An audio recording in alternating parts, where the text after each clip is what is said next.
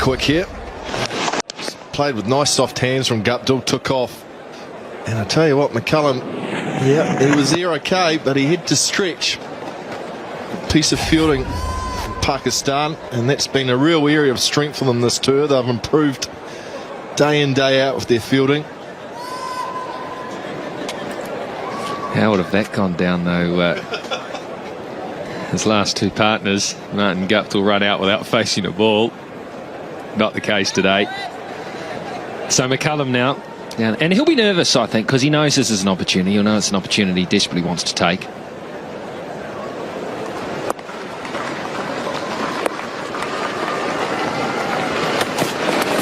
Oh, he gets a goodie first up too. Just went across the crease. Perfect length from Showdown.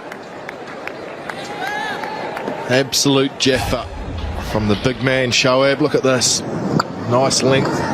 Just angled away from McCullum, who went nowhere with his feet. Stood on the crease and just opened the face of the bat. Didn't take the edge. Good start from the fast man. A little hint of swing as well. Not at the paces that he was at early on, but he's building. And this is how Shoaib tends to operate. Good stroke. That's great timing. That's a confidence booster. And the first boundary for New Zealand.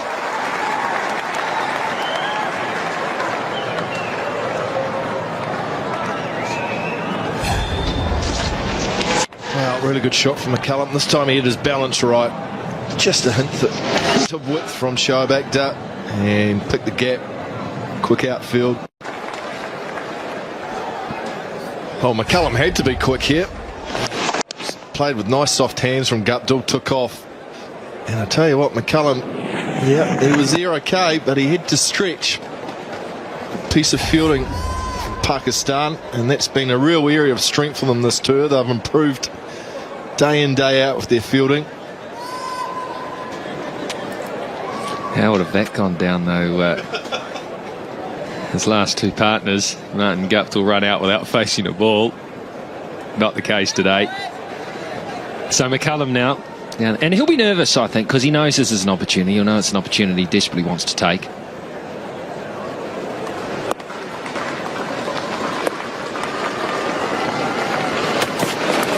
Oh, he gets a goodie first up too. Just went across the crease. Perfect length from Showdown.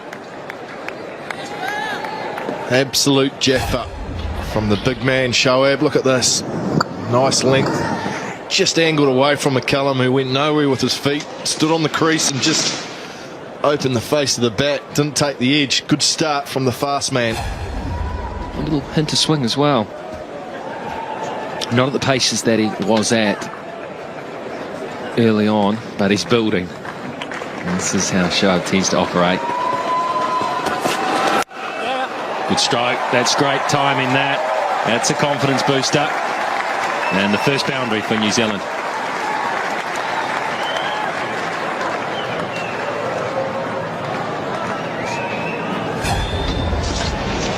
Wow, really good shot from McCullum. This time he had his balance right. Just a hint of width from Showback and picked the gap. Quick outfield. McCullum's underway. Look at that. That will give him confidence right out of the middle. That is dead centre. Absolutely dead centre.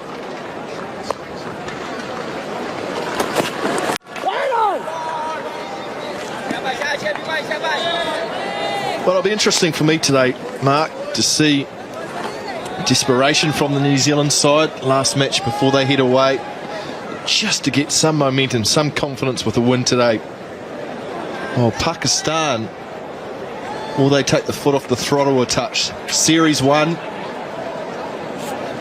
they leave tonight on the plane. Are their thoughts already heading away? I don't think they are. I think they're keen to finish this New Zealand tour with a positive win.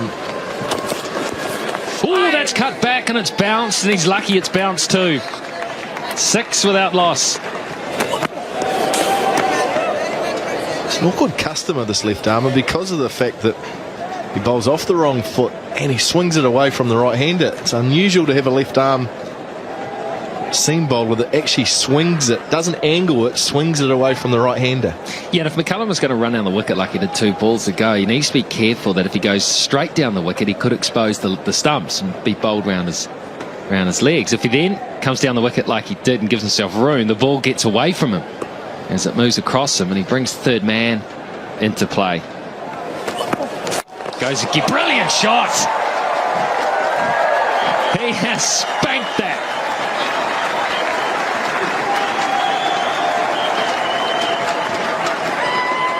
Well, McCullum, the only thing he brought into play was the sight screen down the far end. Used his feet beautifully like he tried to do earlier in the over. Made good contact, nearly took out the cameraman.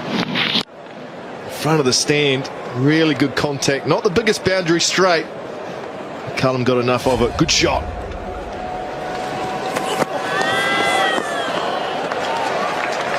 And you could say he's generated that wide as well. He's made the bowler change something, and the bowler gets it wrong.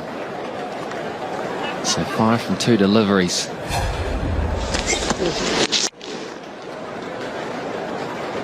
He had a wee look at one a few balls before that. This time he decided to use the same method and was where he wanted it. Yeah, good feeling. Must be a great feeling when you do that. There's a little grin. Is that a fine edge? It is. He's gone. He tried it again. He went for the bonus. He went for the huge over. And all it's done is seen McCullum waste this opportunity at the top of the order. Well, this is the problem. The left arm seamer going across you. McCullum was too far away from the ball. Look at that. Almost got it on the toe end. Had to stretch that far for it. A nice thin edge, and the left armer wins that battle. And Brendan McCullum's short stay comes to an end. Gone for 12. New Zealand 18 for 1.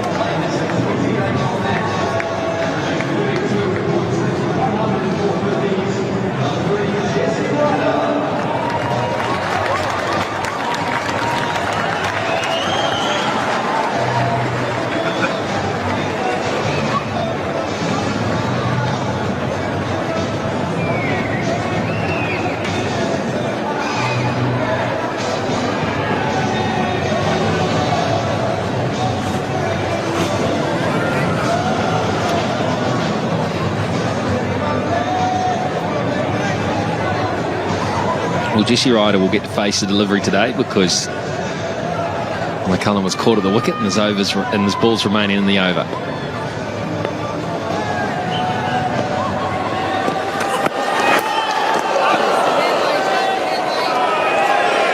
Well, he thought about that, umpire Davis, because it sounded like there was a wee noise as it went past. And he might have been thinking, had it come off the pad. Let's have a look. There's a delayed decision from Steve Davis, and it's flicked the pad, that's why. So originally he had the decision right, and then he got it wrong. Yeah, I think we're an advantage up here, and also people watching on TV, because of our effects mic, I think are probably louder to us than they are to the umpire. That's good delivery. Jesse Ryder goes for a fast one. He makes it. He's off the mark.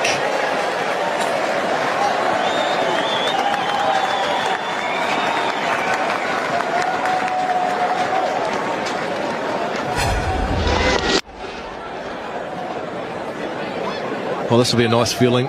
Ryder getting off the mark, made it easy. After what happened the other night with Martin Guptill, it'll be interesting to see how the running between the wickets goes. So he's off the dreaded duck, and that's significant against Pakistan for Ryder because he's had 5 ducks in 8 innings. Well, it's been long over this one. 20 for 1.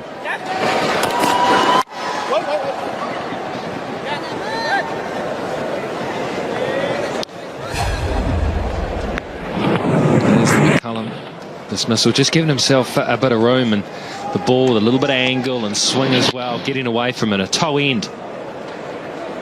Probably he'll sit back in the change shed when he looks at that and recall it, and he'll think, perhaps I should have let it go like I did the first time I came down. It wasn't where I really wanted it.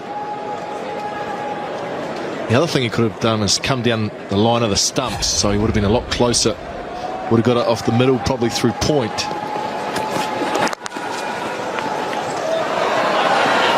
It's good communication, that. Ryder looked up, Guptill said, I'm coming. And just a wee wry smile from Ryder. And had a few issues in the last game. Well, they had one major issue, actually. First ball of the innings. He's quicker than you think, Jesse Ryder, too. He's he obviously carries a little bit more than your average athlete, but he's a good mover.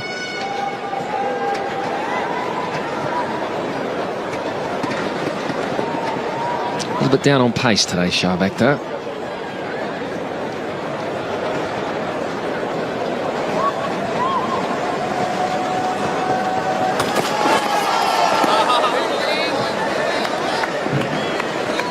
Yeah, he seems to be bowling within himself today. Shohab, you know, he had a bit of a knee injury in the last match in Hamilton, and that speed is definitely down a touch. Generally he's in the high 140s, can get it to 150, but just bowling within himself. Let's have a look again. McCullum went outside leg stump, so he showed all three stumps. Look at that outside leg stump, that first step, which meant he was too far away from the ball. Next time,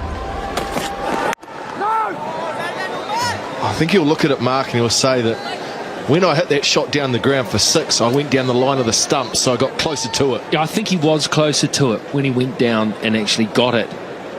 He went down the first time he decided that was going to be his method to advance to Tanveer. He let it go. It was too wide. Then he goes again, and I think he was fractionally closer, and he gets it well, but he decides to go with that same method. I think he just should have pulled out of it, and he doesn't need to probably go at that sort of pace in the early stages. Aerial, but over the top. The timing of Guptill is just too good at the moment.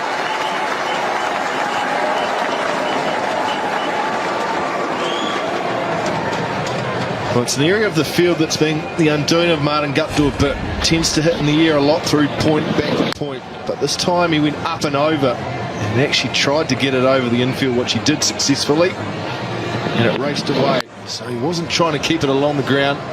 Up and over, and he got the desired result. Shohab, just for a second, thought he was a chance. Off the bat, he just thought, oh, Guptill got enough of it.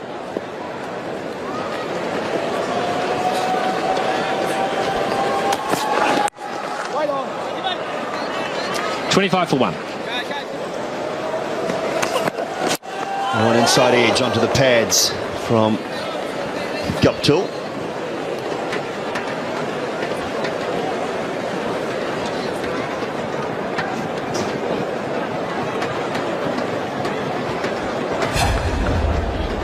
Looking for that drive down the ground here, Guptill. Just got the inside edge onto the pad. Pretty good start for Pakistan.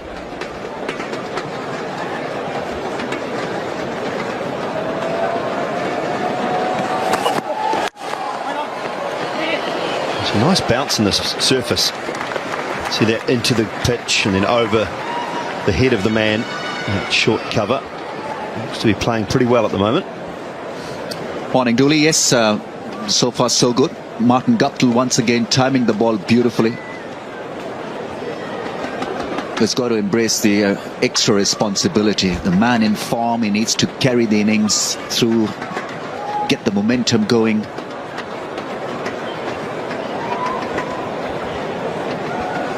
It is a beautiful setting. Very pretty cricket stadium. It's just a shame we don't have the people in at the moment. Short, pulled away, that'll be 4. Cannot bowl there, short boundaries, but it's leg side. I think it's a good way to learn how cool Sohail Tanvir is under pressure. He's been given the new ball. He hasn't varied it a great deal. He's looking for some conventional swing, and every 9-10 he has lost his shape and ball wide down the leg side or a little wide outside the off stump. Got to hold your line, be good consistently if you are to survive well at this level.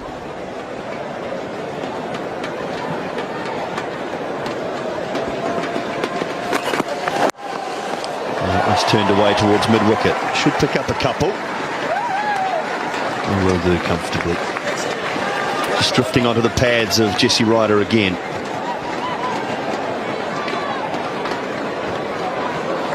It becomes a different ball game for a bowler who's not really used the new ball. It's all about control.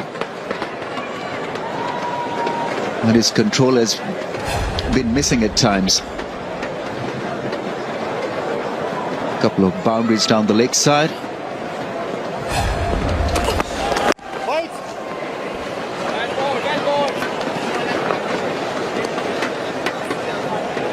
It looks a natural, Jesse Ryder.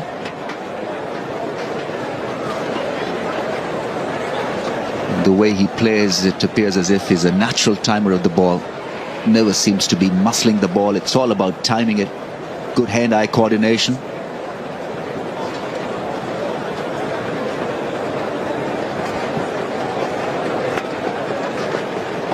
His partner missing today. Yunus Khan doesn't have a miss by in the middle order. He's been rested. Oh, taken. What a... No. He had it. Abdul Razak. He had it in his hand. I thought he'd grabbed it. It must have just dropped out behind his body. 41 for 1. Really would have been a spectacular catch. He almost had it and then he dropped it.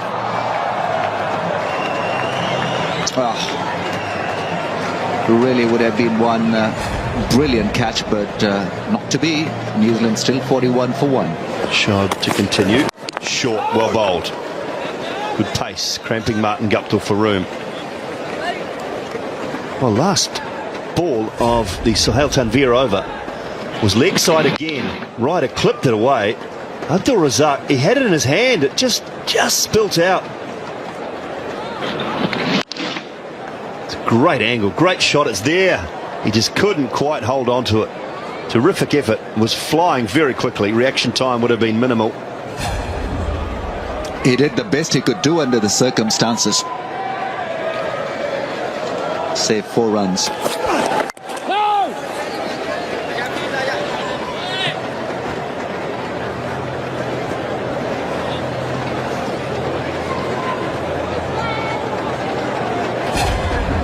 Came as quickly as any slip catch would come, probably quicker. Look at that. 0.6 of a second. Left hand out. It's not his favoured side. It's a right-hander, Abdul Razak, and he almost pulled off a very special catch.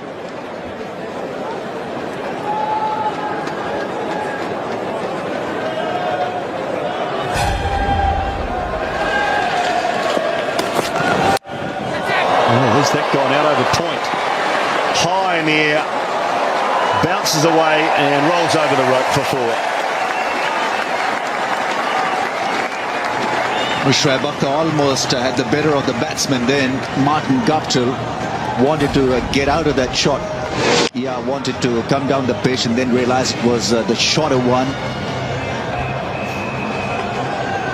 It's a short boundary there in that area, so even the half shot scary to the rope. I don't know how to describe this uppercut or an upper pull through the offside. Oh, third man this time. 1 bounce and 4. So looking to just give himself a little bit of room here, Martin Guptill. Slashes that one away. It goes inside of Umar Gul, down on the third man boundary. Well, luck and momentum with Martin Guptill. This one was a lot better than the last one. It really was slashed extremely hard. Shoaib Akhtar is pacey, and the ball took pace off the bat as well when it crashed into the boards there.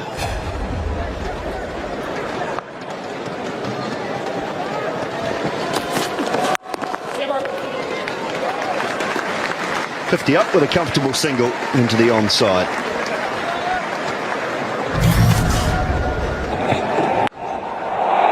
This is from the 2020 game here at Eden Park. Showdown looking for that shorter ball. He's enjoying the pace in this surface again today in Guptill. Very difficult ground to defend those short boundaries. Anything behind point at either end is not a big hit.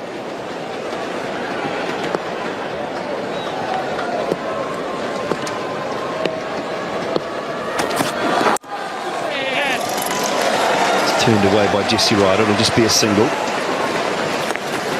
Enjoys this ground, Martin Guptill. It is 51 for 1. 9 overs, 51 for 1. Guptill 19, Ryder 14. Pulled away, Jesse Ryder, that's huge. Top tier of the Western stand. And boundary 6. Mighty hit, mighty 6. He made it look extremely easy. He's such a good timer of the ball, and here's a great example of how good he can be. Jesse Ryder in full flow, pulling the ball, lifting it, half flick, half pull for a massive 6.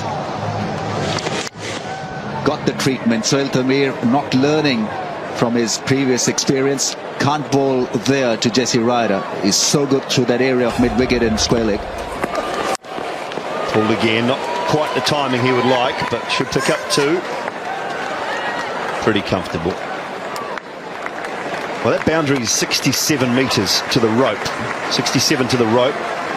It's gone another 20 metres in the air and into the top tier, so it's probably about 87 metres, that, I would imagine. Close to 90. Very good hit.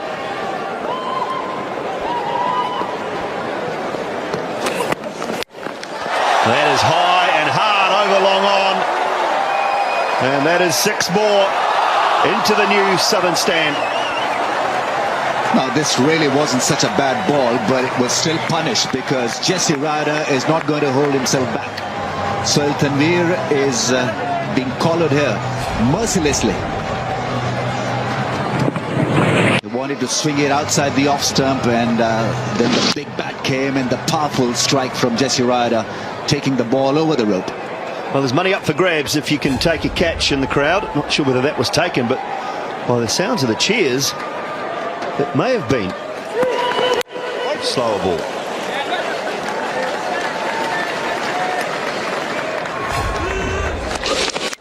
That was the first of them. Up into that western stand. And the second 6. Very high and powerful. Did he take it? No.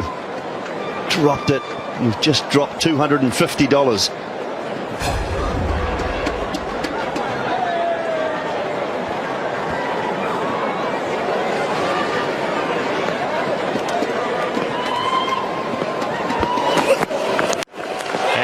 Slow ball, but beautifully timed. Jesse Ryder, that is superb.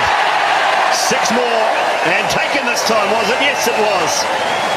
That man's got himself some money. Alan Donald's happy.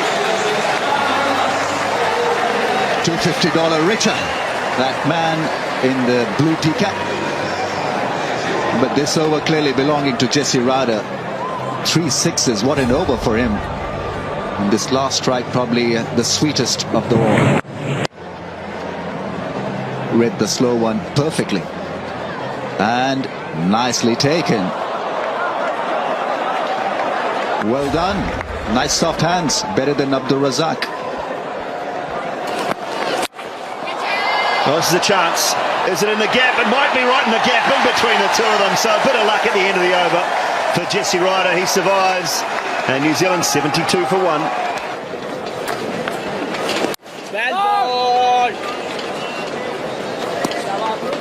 It's been terrific on tour, Ahmed Hafiz. Very good for Pakistan. They bring in Ajmal back into the side. They've got 2 quality spinners, 2 quality off spinners, and Shade Afridi, the skipper, to bowl his leg spin. So really good spinning options, I think, Ramiz, when you head to the subcontinent for a World Cup. Yeah, most definitely, I think, has given Pakistan a lot of depth in the spinning area, because from being a fringe player, now he's become an integral part of this unit. Used excessively by Shahid Afridi with the ball, and that means more options for Shahid Afridi. He can put in an extra bowler or an extra batsman, because he's turning out to be one good all-round cricketer, Mohammad Hafiz. Yeah, it has been hair-raising experience so far watching Jesse Ryder. I think that might suit you, Ramiz. Your hair's of a similar length. Yeah, I mean, I'm just about a couple of inches short. Give me another 15 days. Probably the only one in our commentary team that could manage it. Ryder advancing. Got to take a deep breath here, Jesse Ryder. He's been absolutely fantastic so far. The last thing New Zealand would want is a poor shot from him to get out at this stage. He's eyeing up the offside, and he's found the gap. Beautiful timing. There's no one on the boundary at all on that offside, and Jesse Ryder pierced the gap. Doesn't take any risks, Jesse Ryder, because he can be so good playing conventional cricket. Have a look at this drive. Masterfully done, really. Everything right about this. Finding the gap through the offside, and easily done without any risk. Oh, that is perfect. Really nicely played, Jesse Ryder. Another six for him. His fourth, and finishes the over well. 85 for 1.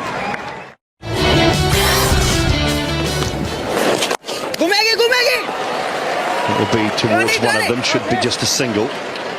So coming round the wicket, cutting off the angle for Ryder to go inside out through that offside.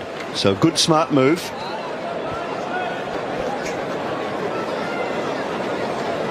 He's not a big spinner of the ball, as we all know, so it's a good field for the ball that is not spinning a great deal. Field now changes for the right-hander, and it certainly must be hurting Pakistan in the mind, this right and left-hand combination. So difficult to adjust the line, especially when Jesse Ryder is in such flowing form.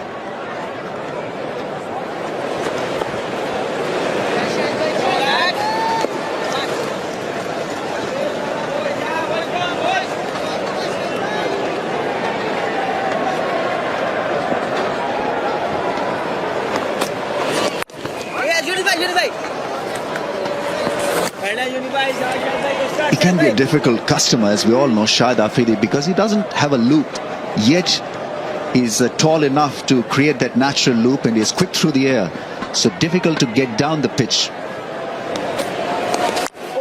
He's always got that drift. There's more side spin to Shahid Afridi than there is overspin, and he always gets that ball to drift in nicely. You watch this starting around about a foot outside off stump. It really drifts in late and skids on with the arm. He's difficult to cut. Picks up a lot of wickets with batsmen thinking it's wide enough to cut, and never really is. It just keeps drifting back in, almost like Anil Kumble. Used to play Kumble, unless it was a real turning pitch, used to just play him as a little in-drifter. It's 88 for 1. Impressive start. This is where you're going tomorrow, Ramiz, just before you go home. No chance, buddy. Where we're taking you tomorrow. We've got you a free ride, so no problem. I think they'll let you go a little further than that there. That person's unfortunately stuck. But there you go. That's what it'll feel like tomorrow for you, mate. Oh, God. No way. I can't believe it. Ramiz Raj has just run away. He's off. I think he wants the sky jump at all. 88 for 1, 14 overs. Up till 22. Ryder 48. And to take through the next period of commentary, Shane Bond is in alongside Ian Smith. Thanks, Dawley. Our goal to continue. ASB stand end. Jesse Ryder, 2 runs short of his half century.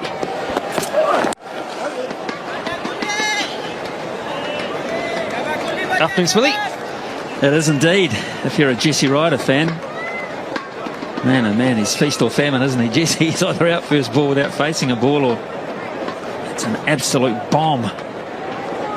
It's brilliant stuff. This is the kind of stuff that brings people to cricket. And maybe set New Zealand up for a win today, which would be huge, confidence-wise. Strike rate 145. And Sahal Tanvir has just been rocked. And again, and he gets it through. Gee whiz. Could have been a better effort there from Shoaib Akhtar, maybe, but that's 50 for Jesse Ryder. Brilliant hitting display.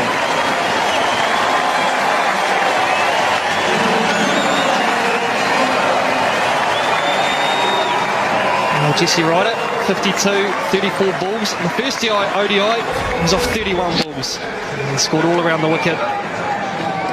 Shoaib Akhtar showing signs of his knee injury there, but Jesse Ryder, absolutely outstanding innings. Got New Zealand off to a flyer.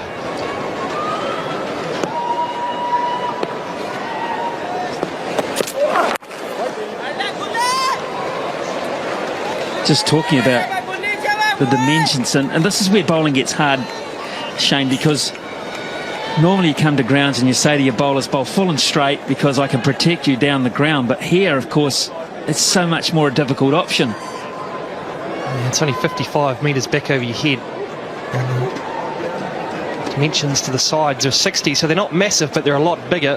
And that's what you have to consider when, especially bowling at the death.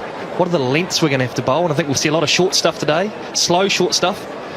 We see a lot of wide stuff as well. Oh, this time Jesse Ryder gets most of that, and enough of it.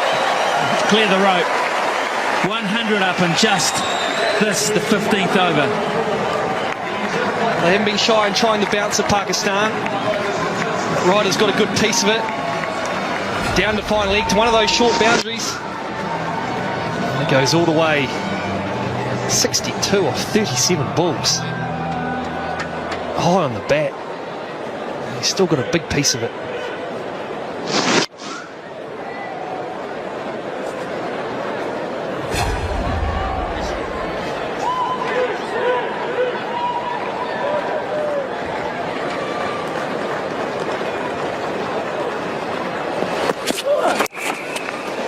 Oh, well saved. New man in today. He's going to have some batting to do. Shafiq, 102 for 1. Well ball, Chad, boy! Chapa, boys. Come on, lads.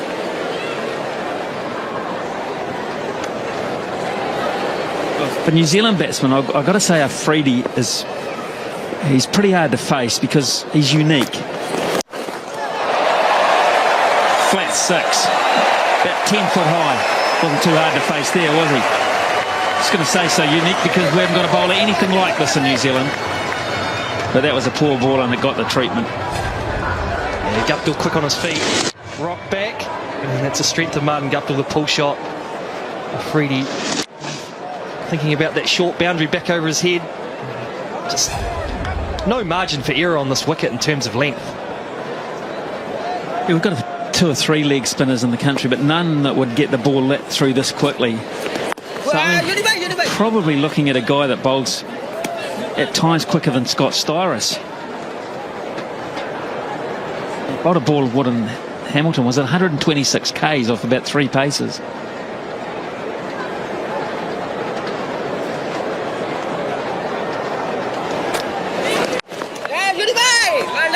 He's a wily campaigner. He's got good variation, skids the ball through. It was good wronging, difficult to pick. That was the leg spinner. He's got good control and he hustles through his overs. Almost a bowler who bats now, Afridi. Mistiming that, Guptill into a gap, but they're hitting the gaps today by and large, New Zealand, and Pakistan haven't helped themselves. They've put down a chance or two. They've had confusion in the outfield on one occasion, which should have resulted in the end of Jesse Ryder. Didn't.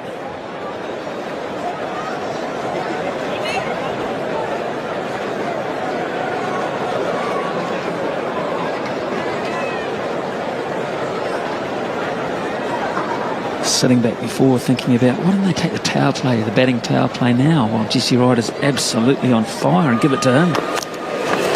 Easy, good easy. Good on, Chad. Interesting if you're trying things. 110 for one.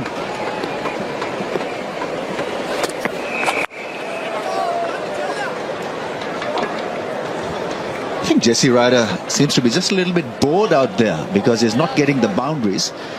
Single doesn't mean a great deal to him, even though it means a great deal to his team.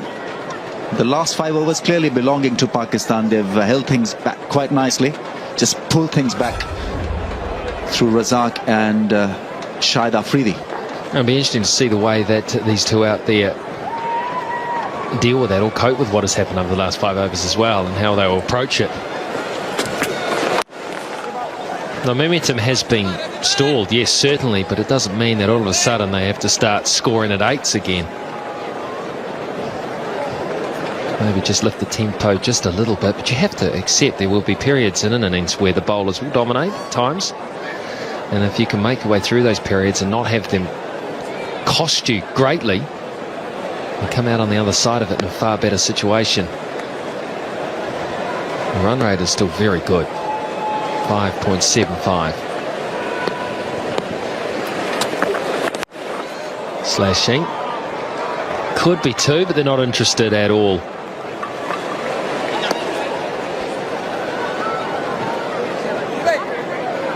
New Zealand know that 60s and 70s from their top order may not win them the games they haven't. And so Jesse Ryder in the 70s need to carry on, click on, and go to the 3-figure mark. By the way, he's achieved 11 singles in succession now. Sea change. He was hitting big 6s in succession.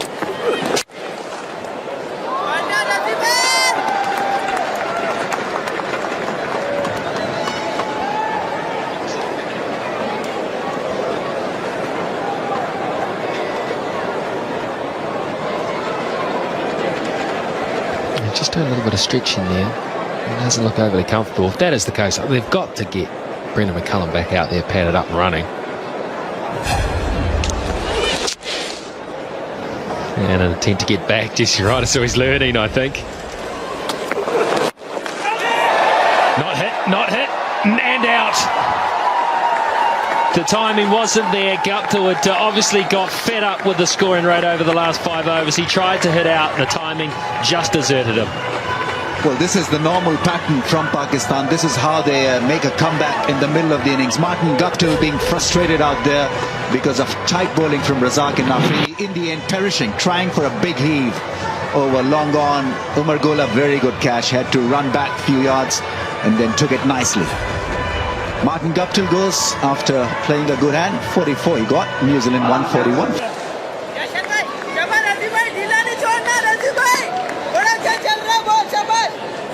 There's time here for Franklin to play himself in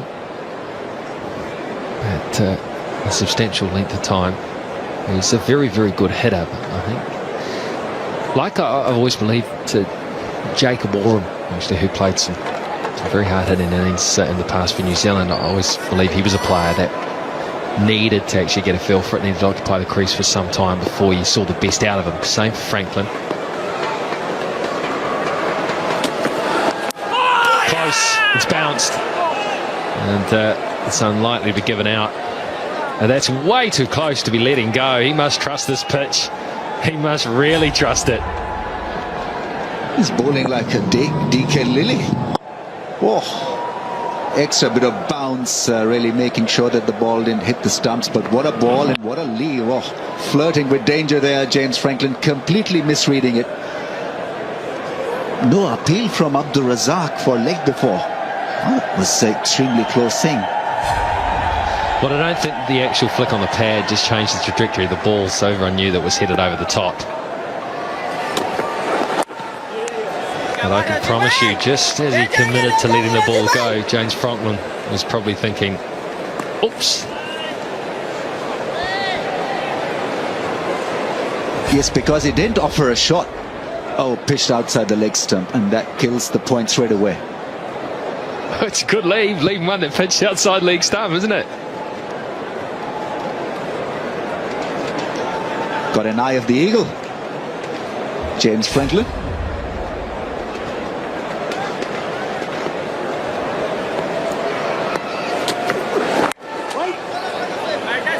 It's interesting to see the way that Jesse Ryder deals with the 2 wickets that have gone down in relatively quick succession, because the responsibility now falls upon his shoulders to bat a long, long way towards the end of this match.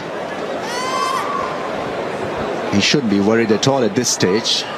He's middling the ball and he's got a butler by his side to do the running.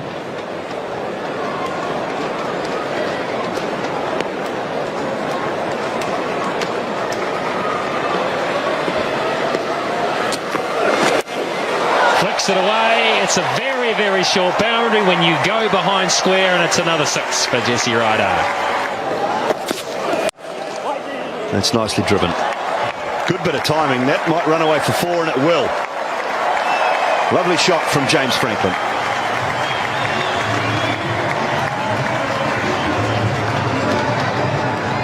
Well, it's a classical shot from James Franklin. Didn't try and overhit it. Got it in the gap. Raced away. Look at that. Effortless. Beautiful timing. And raced away. Nice way to start the over. Makes batting look easy, Dooley, when he's going, James Franklin. Superb timer of the ball. Goal goes short. That's wided. Well, New Zealand have lost 3 wickets. The first of them today was that of Brendan McCullum. In case you've been outside doing the gardening. Fine edge. It was the bottom end of the bat, really, through to Cameron Akmali. Advanced down the pitch. Just popped him over long off for 6. And tried to do it again. Couldn't catch up with enough of it. And straight through to Cameron Akmal. So Hale Tanvir was the bowler. And McCullum was out for 12.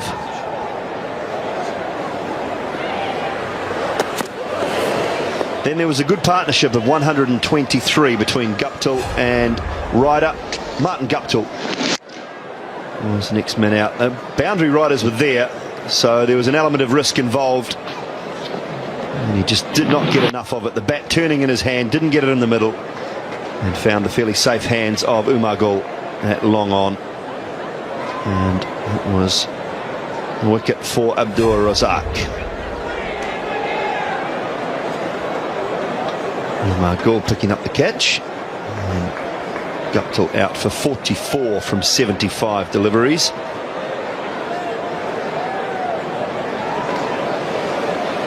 Round the wicket now, Umar Gul. Nicely played.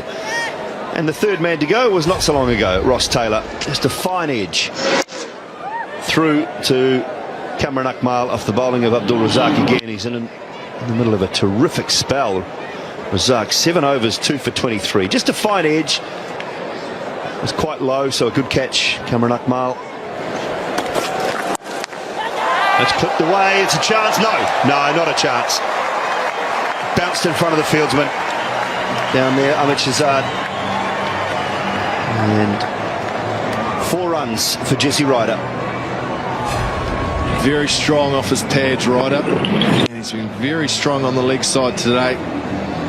Had his heart in his mouth just for a touch. Good effort by Shahzad. The young fella threw himself full stretch, but was always going to be just far enough away. Look at Ryder just checking to make sure he was going to be okay. Shoaib's not impressed.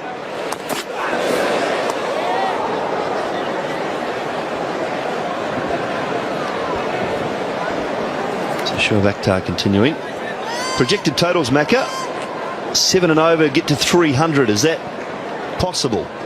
Oh, it's certainly possible, Dooley, especially with the batting power play and the likes of Styris and Nathan McCullum still to come. You're going to need Franklin or Ryder to bat, I think, at least another 10 overs, get to over number 40 and do some real damage. But 300 is certainly the target here for New Zealand, which would put them in a good position. Nicked. Has it carried? Yes, it has. So an outside edge from James Franklin through to Cameron Akmal. He picks up his third catch, and Shoaib Akhtar picks up his first wicket. Oh, it's a good piece of bowling from Akhtar, going across the left-handed Franklin, who's trying to drive on the up. All he does is get a thin edge. Good catch by Cameron Akmal, and the plan to bring Shoaib back has got a wicket of Franklin. Gone for 8, New Zealand 174 for 4.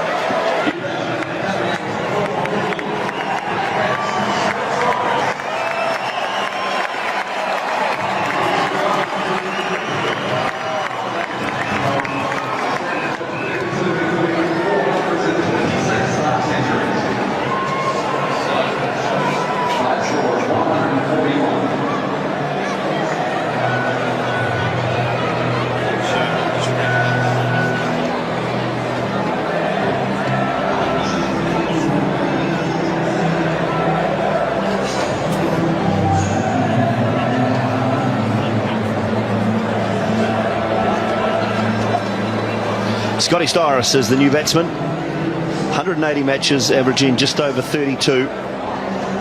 426 50s, high score of 141. Comes at a very crucial time. Shoaib Akhtar's picked up a wicket, and that of James Franklin.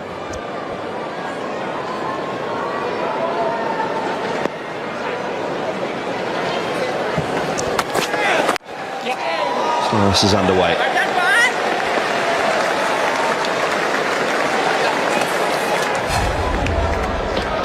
Well, he's done exactly the job the skipper wanted. Oh, it's gone very low through to Akmal, who's dived forward, taking a really good catch. Really good catch. It was dying on him at the last second there. Shoaib's done exactly what Shahid Afridi would have wanted, halting New Zealand's momentum by picking up key wickets at key times. Look at that, the skipper loves it. So Jesse Ryder on strike. 97 he's on. Turned away, aerial. Should get 2. Should move through to 99. And he will. He was very close to that man at mid-wicket. It was in the air for quite a long time. Flick off the hip. Mid-wicket, no chance. And Shoaib thought for a second he was in. Chance of picking up 2 in the 1 over. Ryder 99. Batting at number 3 today for New Zealand.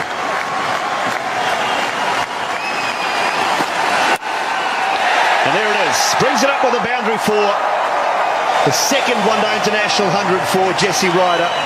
Applause from Coach John Wright and from this crowd here at Eden Park in Auckland. He's played very well, been powerful. 103 of 82 deliveries at a strike rate of 126. A terrific innings from Jesse Ryder. Well, outstanding knock from the big fella. Plenty of the punters still believe in Ryder and the Black Caps, and he's performed, he's delivered today just when they needed it. Doesn't get any better than a leg stump half volley, and he puts away for 4 to bring it up. Shoaib goes past the outside edge. A wicket in the over and 7 runs, 181 for 4. Swept finally. Styris. Just the single.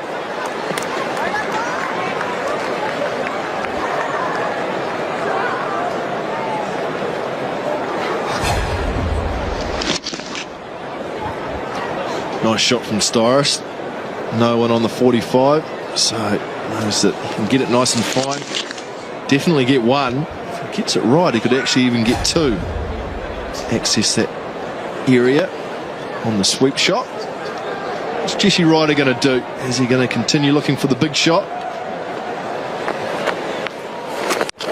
Yes.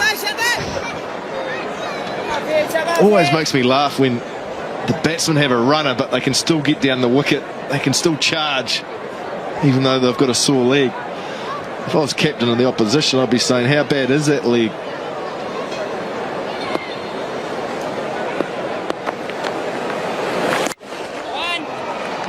I reckon, Dooley, if you've got a runner, you're not allowed to use your feet. You're not allowed to move from your crease.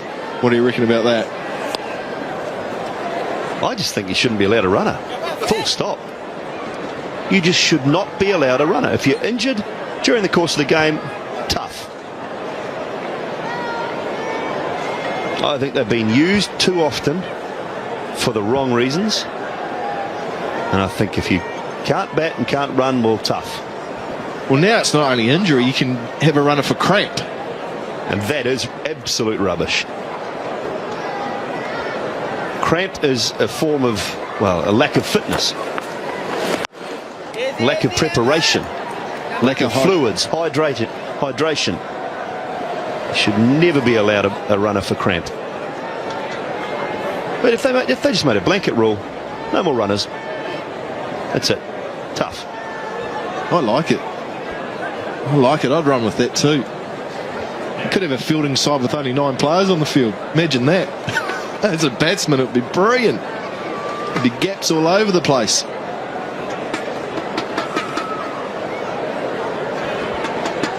Well, substitute fielders, I guess, is another situation because they can't bowl, but the batsman still benefits from runs from having a runner.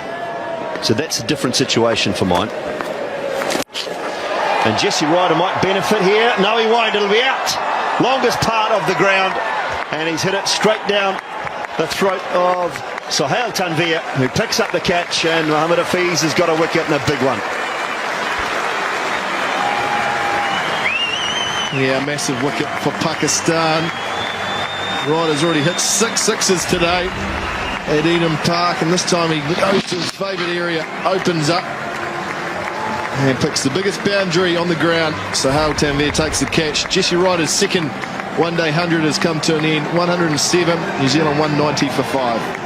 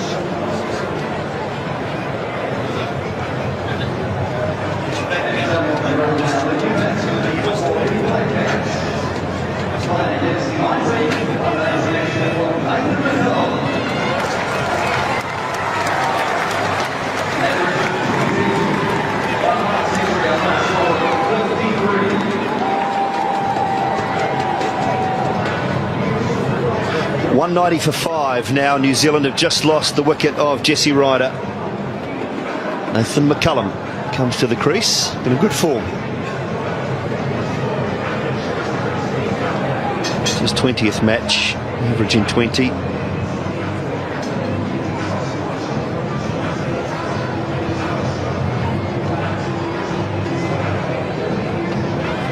The batsman crossed, so Scott Styris is on strike.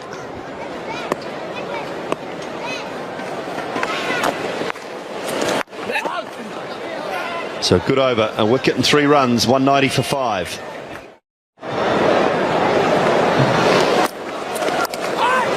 Fine. And anything fine on this ground goes for 4.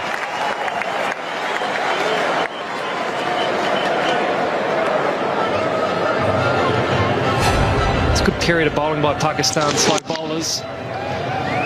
Styris, a little bit of luck. That for a bit of frustration from Afridi.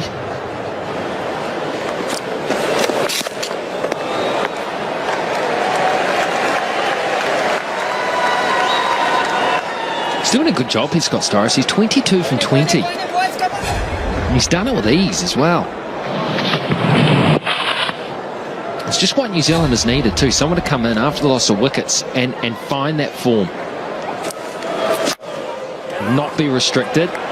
Picks off another single. So he's getting himself in, and he's manoeuvring himself and the team into a pretty good situation to strike from. At each stage now, they will be thinking, the Brains Trust will be thinking about when to take that batting power play.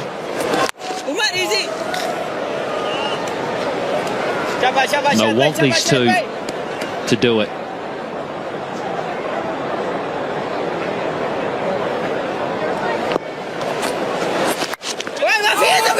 Trouble. If he gathers, Storis will be out. He doesn't gather. Storis gets a massive life. A right hash they made of that. A right hash.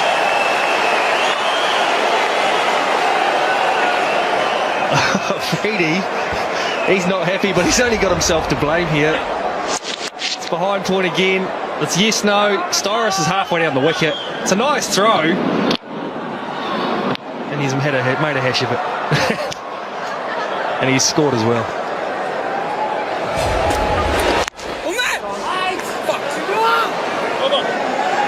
$213 for 5. And this is his line. And you just can't do that here at Eden Park.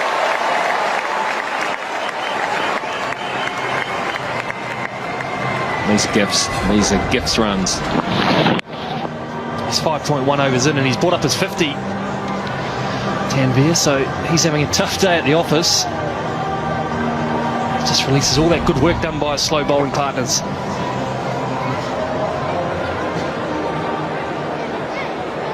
Strange that the Freddie should take himself off with 1 over remaining. Just angling down the leg side. Now the reason I think he's done that is because he's waiting for New Zealand to take the batting power play, and then he'll probably bring himself straight back on early in that power play.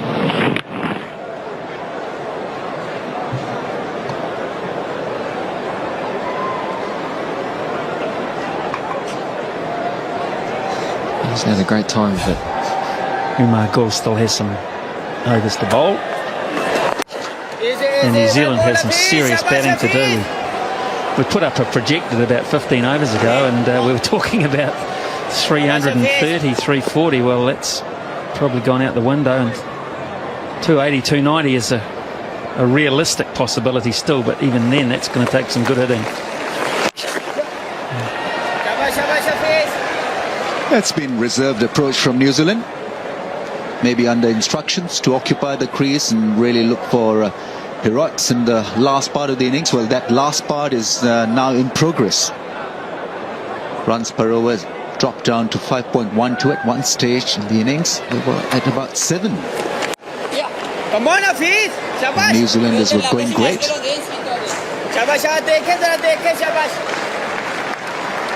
It may end well for them. Scott Starrett needs to be there when batting power play is taken. Last 5 overs, Pakistan have done a good job. Good 2 here. Starrett's going to scamper. Good judgment. Yeah, Pakistan have done a really good job. Razak in particular 2 for 23 from 7. It's a ground where as a bowler you can come here and bowl relatively well and still go for 50.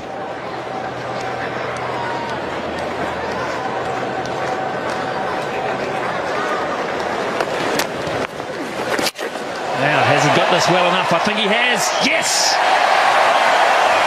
Nathan McCullum. Even a mishit seems to carry to that part of the boundary. It didn't come up the middle of the bat, but still was good enough. Breaks the shackles there. Good strike. Opening up and clearing his front foot and clearing the man in the deep as well.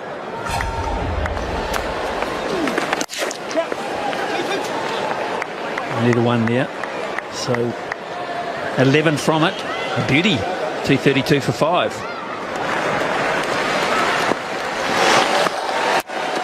Straight up. And safe. Goodness me.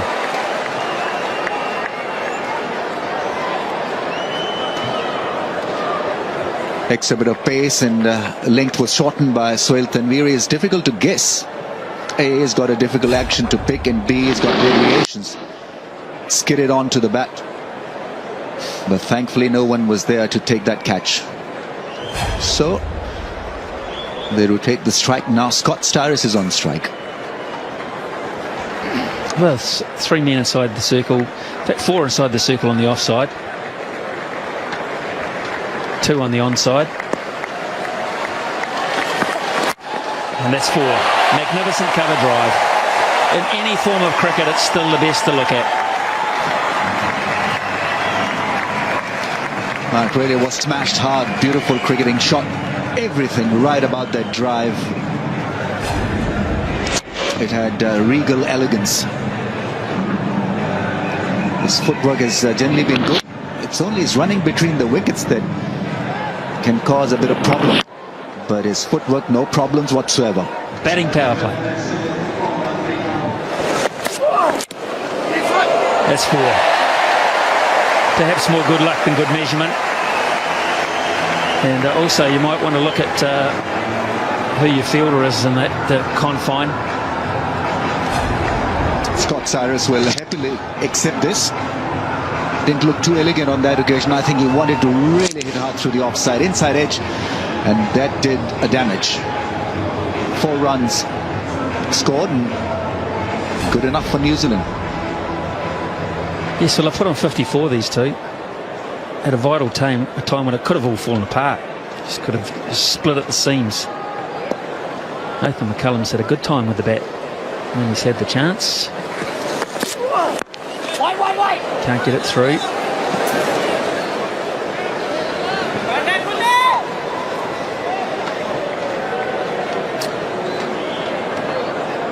Umar Gul doing the basics well here, keeping it nice and up, challenging Scott Styris to go over the top through the offside. It's not been that bad an over yet. Only 5 conceded.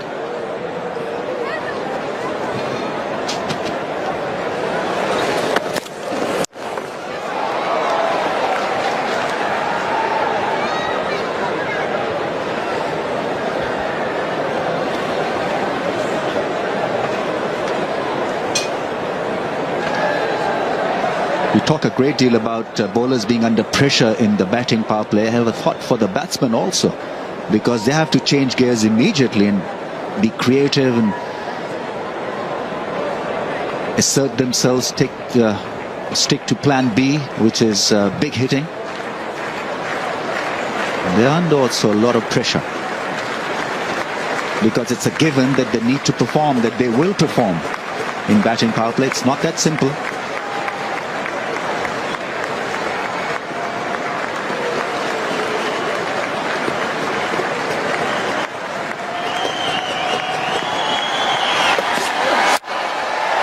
Best place to hit, straight back over the bowler's head, and that was magnificent from McCullum for 6. Unorthodox but brilliant. 251 for 5.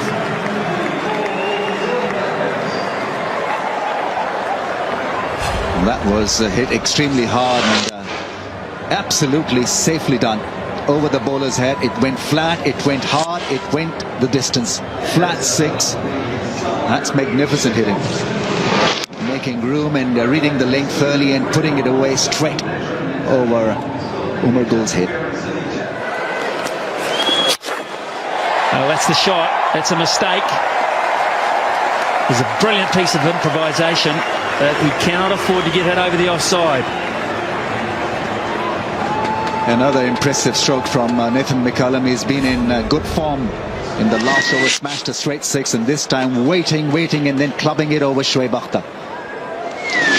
Exposing the stumps and knowing exactly what to do with that length. And again, it's too easy to hit through that area. So this field is not good enough for what he's trying to bowl. I agree with you, he wants to get drift into the pads, but he's just not getting it. And McCullum is a sweet player through the offside. He loves that area. Shahid Afridi really will have to make adjustments here. He followed him, still was thrashed, and the next one went through the offside as well. Quicker, but he found the gap. And now he makes the change. He puts Shoaib Akhtar back down to the long off. He also brings 2 up. He's got 1 behind square now on the onside. Just a single there. damage might have been done with those back-to-back boundaries. That's right, yes. Already 10 in the over. Still 2 balls to come, and Scott Starris will be looking for a big shot. Possibly straight over Afridi's head.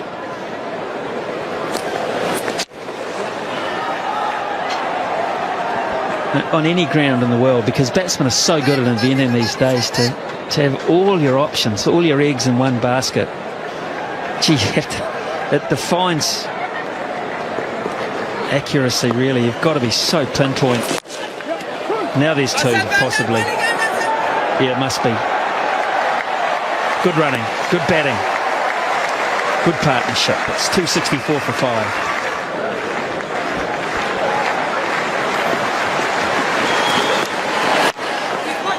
That could well be 4. In fact, it will be easily. And Pakistan actually, for a side that's bowled very well throughout the series, particularly under pressure, it might just be wilting a bit here on the last day. Sohail Tanvir is an interesting option because he's gone for plenty in this game. 7.1 overs, 1 for 63. And still Afridi feels that he can deliver in this all-important batting power play.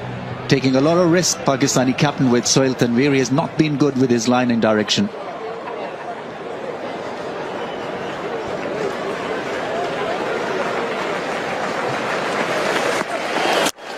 Well, there's no one that far back. It's gone a long way.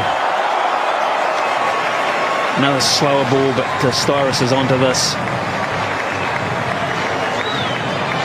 It can be a lonely game for the bowler, especially in such stressful situations. Batting power play is on. Fireworks from Scott Starris and Nathan McCullum. And Sohail Tanvir is at the receiving end. Oh, dropped as well. So he loses $250. 47 from just 37.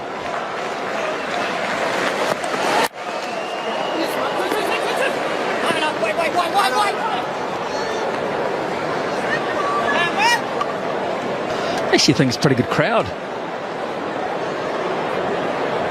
for a Saturday.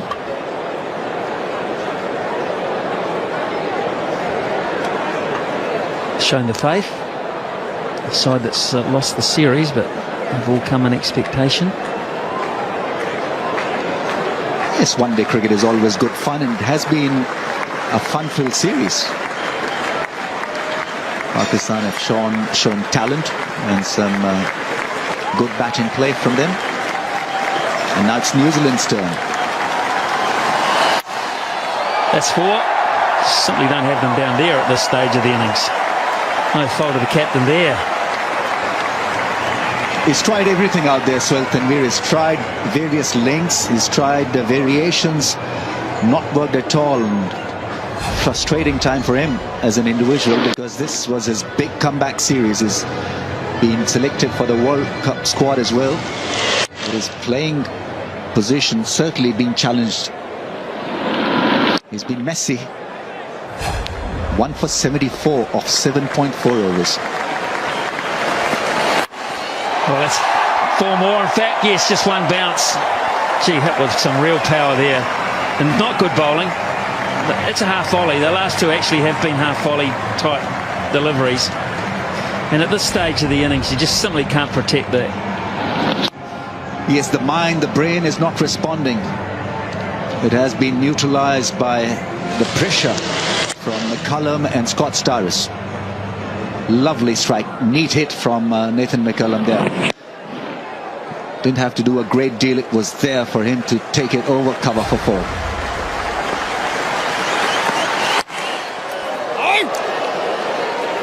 Two overs to go. New Zealand 283 for 5. Down the ground, dead straight. So Starris goes to 49. Just a little disappointed, Scott Starris, because it was fumbled by Shoaib Akhtar. He wanted the strike back. Could have been a tight second one. But McCullum has been in such great form that I'm sure he wouldn't do a bad job with it. On 49. from just 43 balls.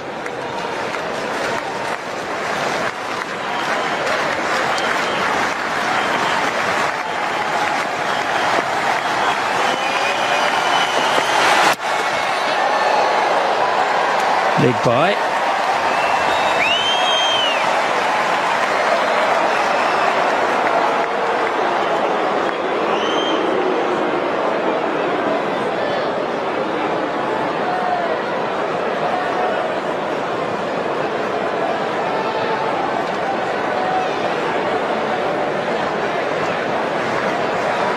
He's got to bowl such a tight line here.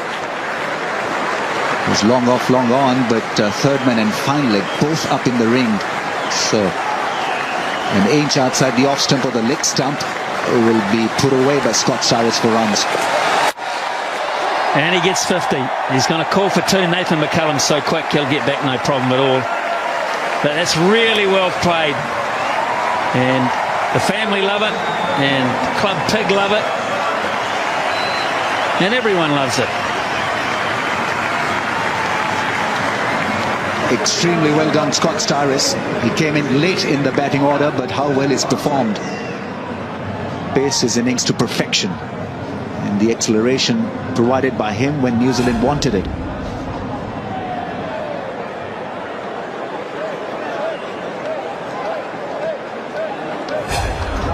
Well, he's shown why he's so valuable at this stage of proceedings. Scott Cyrus, problem is he's been having to get in too early. It's good in this closing role.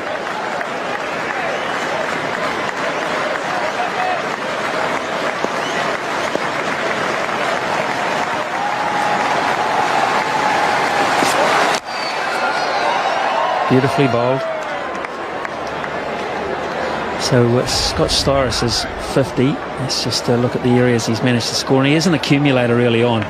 So a number of singles. You won't see many threes at Eden Park, if any. A couple of twos through the onside with strategically placed deliveries. And then the boundaries, 4 fours and the six, the lone six over wide long on. Now then, stand by with the applause again. Here's Nathan McCullum. And is he going to get out? He's been put down. Goodness me. Showalter, a really lazy attempt. But to these fans from New Zealand, that doesn't matter. Nathan McCullum is second 50 in the series. Well, let's first rejoice what Nathan McCullum has just achieved. 53 from 45 has been outstanding. After a slow start, he smashed the ball hard and then come to Showalter's fitness. Really, he's only half fit at this stage of the game, Showalter, and that's a worry that Pakistan will carry to the World Cup.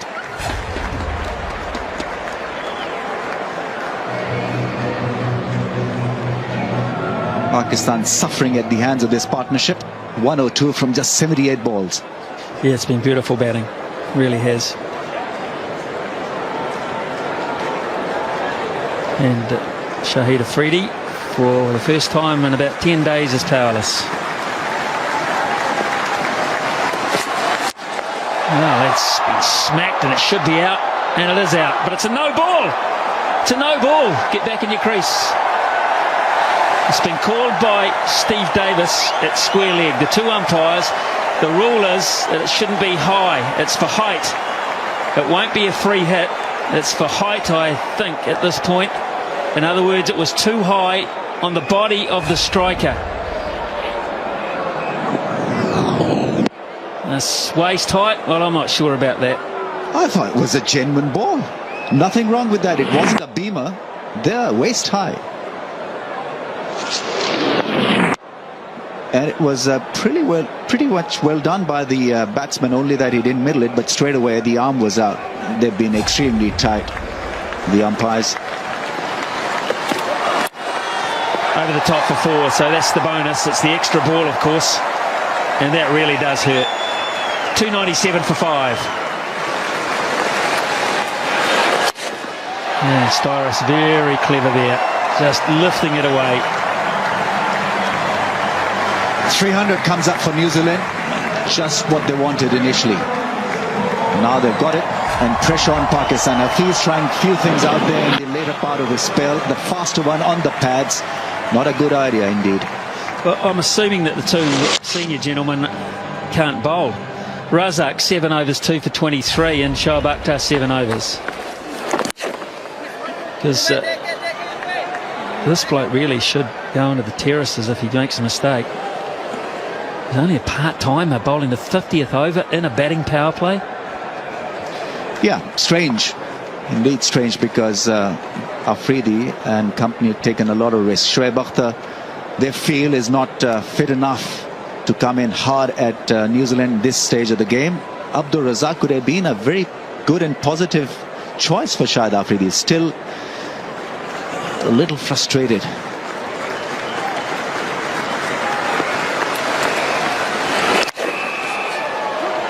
Not two here. Easily.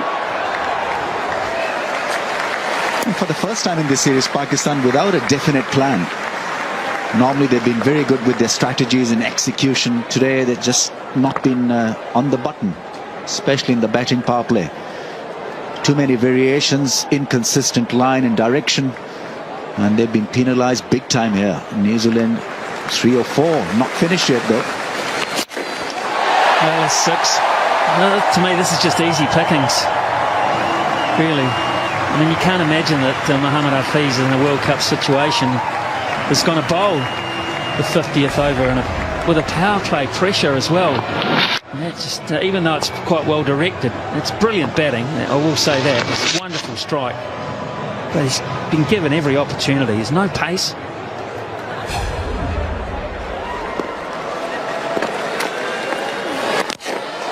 And again, should be out though this time. He is out. So McCullum's brilliant innings, more than just a cameo, comes to an end. And Shahzad takes the catch in the deep. A little too late in the piece for Pakistan, this dismissal, because he has dented, damaged Pakistan's hopes and chances there. Wonderful knock, didn't middle it entirely. Ahmed Shahzad middled the ball, good catch. Look at his figures, gone for 65 of just 50 balls, brilliant stuff. 310 for 6. Last ball of the innings.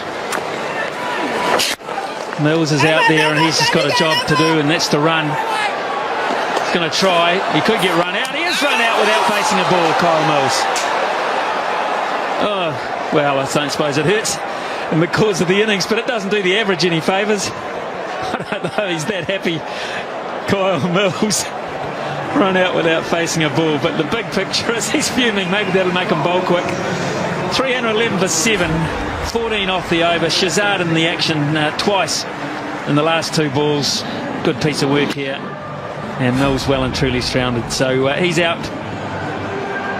Smoke. Ahmed Shahzad, just 9 matches and 100, no 50s as he said the other night. It's a very funny interview actually. Got 100 now, he said, but no 50s. 115 his highest score. 2 slips. Ross Taylor not happy that they pinched a single in there. He wants those players inside the circle to be more attentive.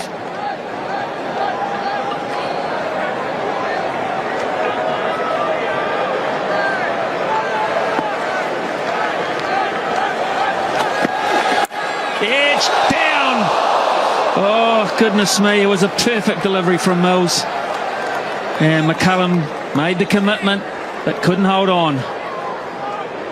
Wow, would have been the perfect start for New Zealand. I think McCullum made the right choice here. It wasn't going to carry through to Ross Taylor at first slip, so McCullum had to commit to it.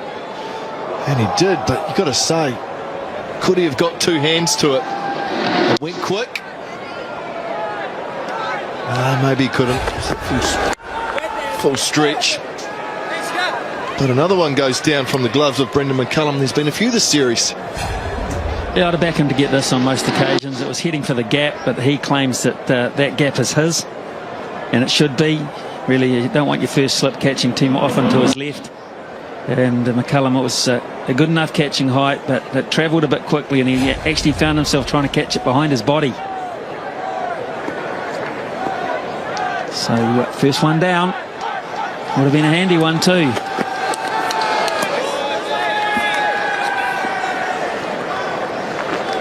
Good start by Mills.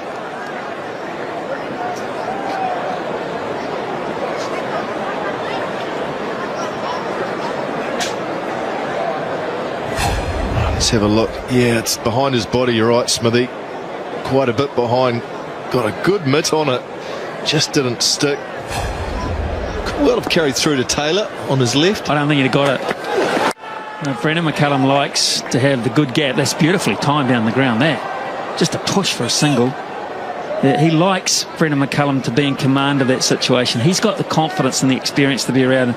And he says to Ross Taylor, you know, you go wider, I back myself to get it. And in that situation, you've got to, in a lot of countries, that can work because of the bounce. In New Zealand, quite often you find you're better to cover the option narrower because of the lack of carry. He got enough of that. He'd be disappointed. It wouldn't have been a fluke if he caught it. He's caught them before. It's 2 without loss.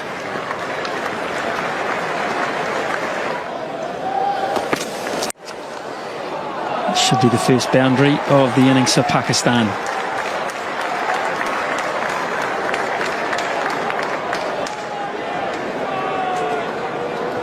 Well, it doesn't have to be a bad delivery for Shazad to go after it. This is a pretty good length from Southey, but Shazad decides that it's time to get things rocking with the boundary nice and early. Goes through mid-wicket, along the ground all the way, pretty safe. But it was just a pretty standard delivery, not too much wrong with it. That'll be 4. Just nicely over the top of the man at square leg, James Franklin. Just onto the pads, and it's too easy.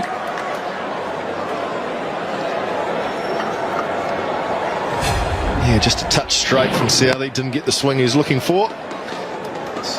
Nice, easy pick up from Muhammad Hafiz. Up over square leg. Straight over Tony Hill's head. And straight out of the middle of the bat. So that's a nice start for Hafiz. Change in the field. Storis goes into short mid-wicket. Run saving position. Out of second slip. That's through a gap as well, but it's not timed. There'll be a couple. So that's a good over for Pakistan. That brings it down below 300. 14 without loss. In Hamilton, we saw him using his feet to Kyle Mills. I wonder how long it is before he decides to step down the wicket. Try and hit him back over his head. But it should be out here. Really should be. He is. Jamie Howe, sub-fielder for Jesse Ryder, gets into the game. Well, it wasn't long at all, was it, Smithy? Next ball, Shazad deciding to try and get down the wicket, hit Mills up over the top. And it was well bowled. Banged it into Mills, and all he could do, look at that, gave himself some room. Big swing, and Jamie Howe at point took a pretty comfortable catch looking into the sun. Pakistan lose their first wicket. Shazad gone for 6. Pakistan 14 for 1. And Cameron Akmal has just got to the crease. And Tim Southey to bowl over number 4. And that'll be a boundary, as you like.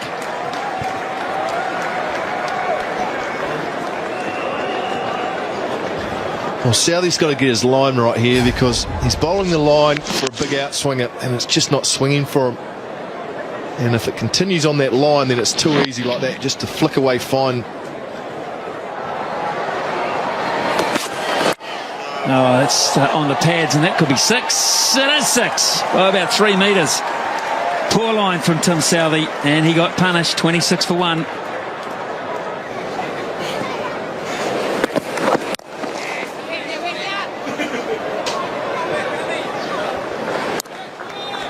I could say something there. Shall we say there won't be a lot of short singles or 3s? Keep it like that. Interesting, Ross Taylor's gone out to mid-off. He's usually New Zealand's specialist slip fielder, so by being at mid-off, he can certainly spend a lot of time in the air of some young bowlers.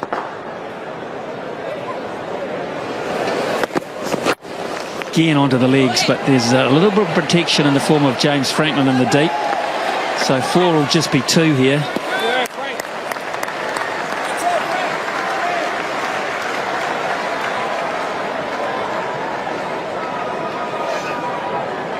Yeah, Taylor, obviously unusual not to see him in it. First slip position. Obviously wants to communicate. Talk to Hamish Bennett, make sure that he's very clear on where he wants him to bowl. His line and length, he has to get right. So Taylor's going to stand next to him and help him out.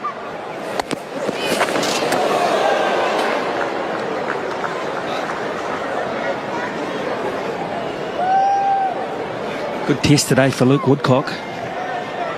Then for Daniel Vittori, of course, bowling on a small ground. So he's going to be required to bowl some very important overs. Just his second outing. Hopefully he gets his first wicket today. Hasn't had much luck, has he? Poor Luke Woodcock. Today might be his day. He gets off the mark for New Zealand. Oh, well, that could be out. It is out. He's kicked him out. Straight down the throat of Jimmy Franklin, who hardly had to move. And Hamish Bennett will stay into the early hours telling you it was deliberate. Wow, it's an average delivery, and it's an even worse shot. Couldn't have hit it any more directly straight down Jimmy Franklin's throat. He's got a safe pair of hands.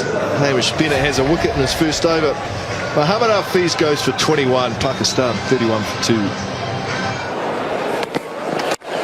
Pulled away. Not perfectly timed, but should pick up 2 at least. What have we learned about Hamish Bennett, Bondi, while I've got you here in the series? A little bit too lengths at the moment, just struggling to find the right length. Yeah, I think you're right. He's either a little bit full or he bowls a little bit short. He's shown the ability to get wickets. He can just bowl that ball that gets someone out. Because he is so big, it has an unorthodox sort of action. He looks quicker. I think he seems to be quicker than what he actually is. Batsmen are hurried. Does hurry them up. I suppose he's just searching for that consistency. Probably going to expect that young man just making his name on the international scene. Clipped away. Should be another 2. Take on the left arm of Franklin. Sort of guy they've got to persevere with now. I think given these opportunities, he's showing promise. He will get better the longer he's involved and the more he plays at the international level. Good for him to have Kyle Mills around for a little bit longer too, I think. Yeah, we're probably going to see the emergence of a few young bowlers soon. Mills has got probably a couple of years left on. Chris Martin's probably going to move aside soon. Oram wouldn't be far away from going as well. Again pulled onto the leg side. Probably only one this time. Yeah, good friend of yours, Daryl Tuffy. And himself just on the fringes of this World Cup side. He's in the mix. I think he's the next cab off the rank as far as the bowlers are concerned. But he too is over 30, isn't he? Yeah, and I think if you're a bowler in this country, you'd be excited. There are going to be opportunities over the next couple of years. So there are 7 4-day games coming up in the domestic competition. And good performances there. You may find yourself on a tour in the winter.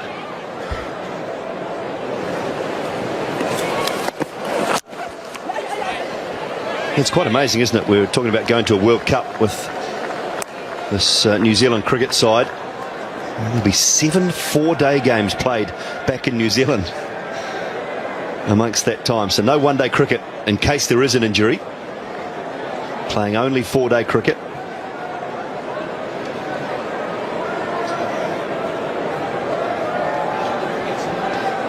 So as you say, some good opportunities for young fast bowlers and a good crop too coming through at the first class level.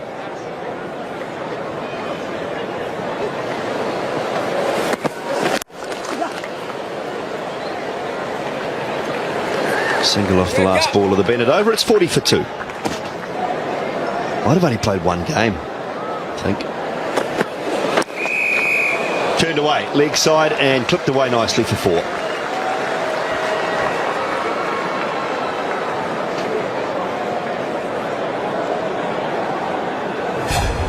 Commentator's curse. He's kept his length, but he's lost his line. And this Khan is not going to miss out on it.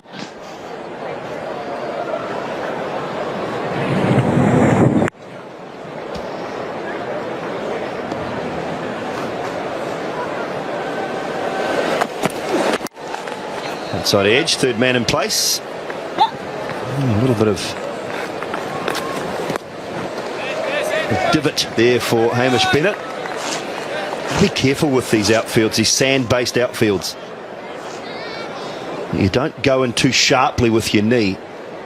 So you just go straight through the turf and take a big divot out and end up doing some damage to a groin, hamstring. You've got to get your dive right. Slide across the ground, not into it.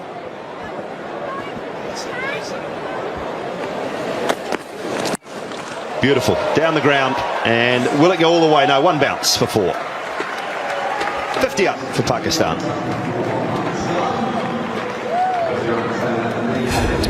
Mills doing some scratching on the crease now. Cross seam delivery. It's not a half volley. It's a great shot. Hitting through the line of the ball. Not a big boundary. It's almost covered gone the whole way. Mick just keeping his head still. 2:58 to win. Kyle Mills. A couple of slow balls in a row there. 4th and 5th delivery of his last over. Bennett to continue. Let's hit Yunus Khan just in the lower stomach.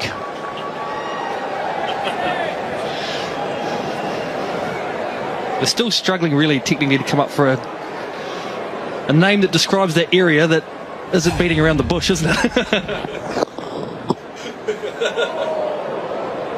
3 men out, third man deep backward square and long on.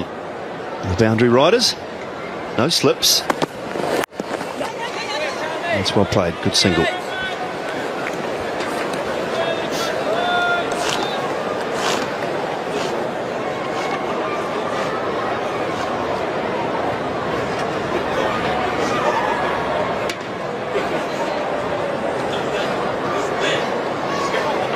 Bit of light humour out there.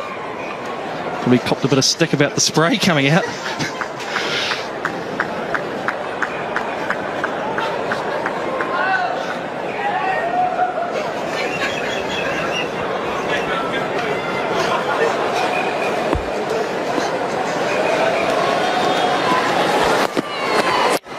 Slow ball again from Hamish Bennett.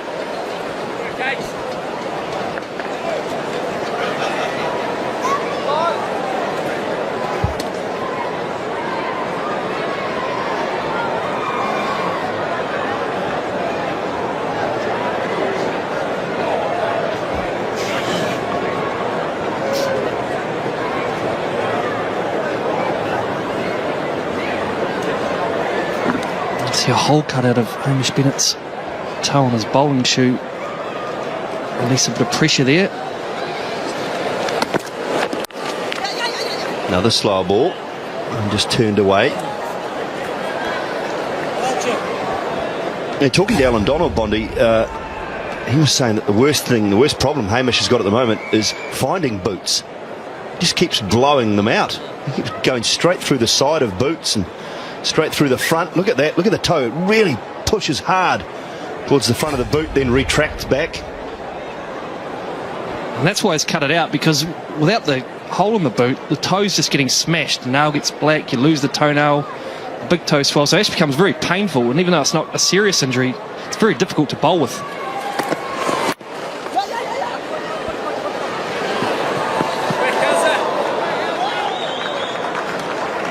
And if that happens, if you need to cut the toe out of your boot, you also need to find a very good and well-skilled cobbler to stitch it up around the hole so that you don't keep splitting the leather on the boots.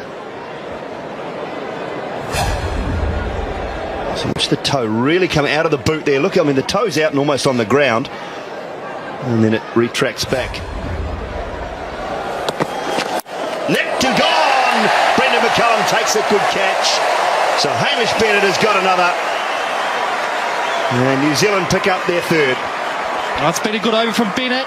He's mixed his pace up, and he's just shown he's got that wicket-taking ability again. Good delivery. It's a cross-seam delivery. Skid it on, and it's a good catch from Brendan McCullum as well. It's a good wicket for New Zealand. Bennett's delighted. Yunus Khan made 16. Pakistan 58 for 3. So Tim Southey now into the attack from the northern end. Bowled 2 overs, none for 24, Tim Southey. And this is the wicket, a good catch from Brendan McCullum. It was a cross-seam delivery, but it seemed to just move away a touch. McCullum, 2 hands, diving away to his right. Picked up a good catch. Flew through quite quickly. And Hamish Bennett with his second wicket.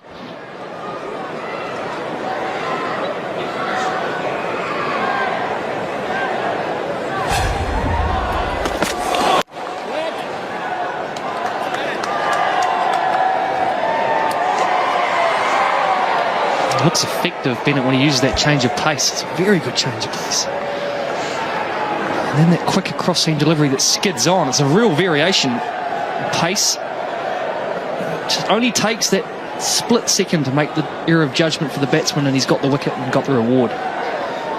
So immediately Southey's come in, and the strike bowler. Bit of pressure on him. Poor start from Southey. We're looking to continue on the good work that Hamish Bennett's doing in this spell.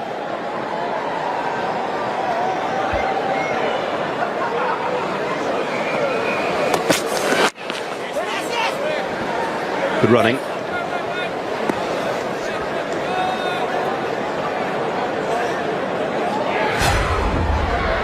Tim Southey's first spell.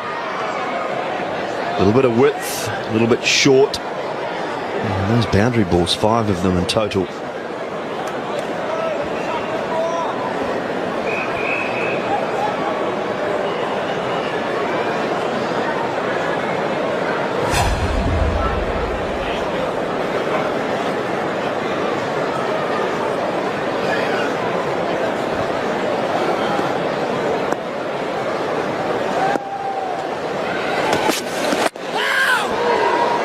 Inside edge. It's a good start by Southey in this spell. He's bang on target. I'm surprised Umar Akmal didn't come out, actually. Experienced player in. That's what Southey's done well all summer. It's generally bowled dead straight at the stumps. And he's come back into his work well so far.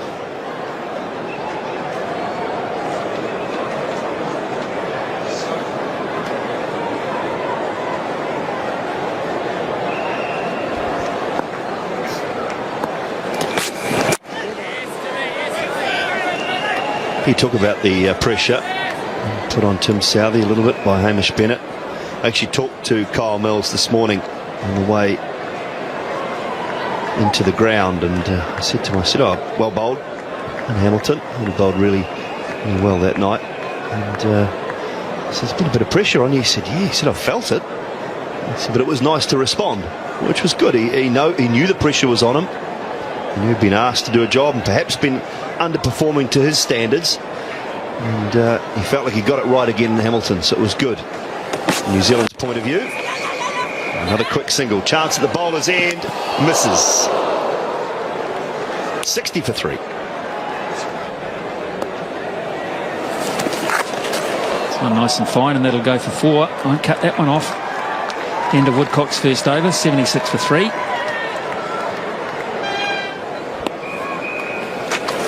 At 6, tell you right off the face of the bat, no problem at all. Beautiful shot getting to the pitch of the ball. Yeah, you do look extremely impressive when you're using the feet against the spinner, and Kamran Akmal this time was brilliant in the execution there, lifting it gracefully, looking at the boundary, cleared it quite easily.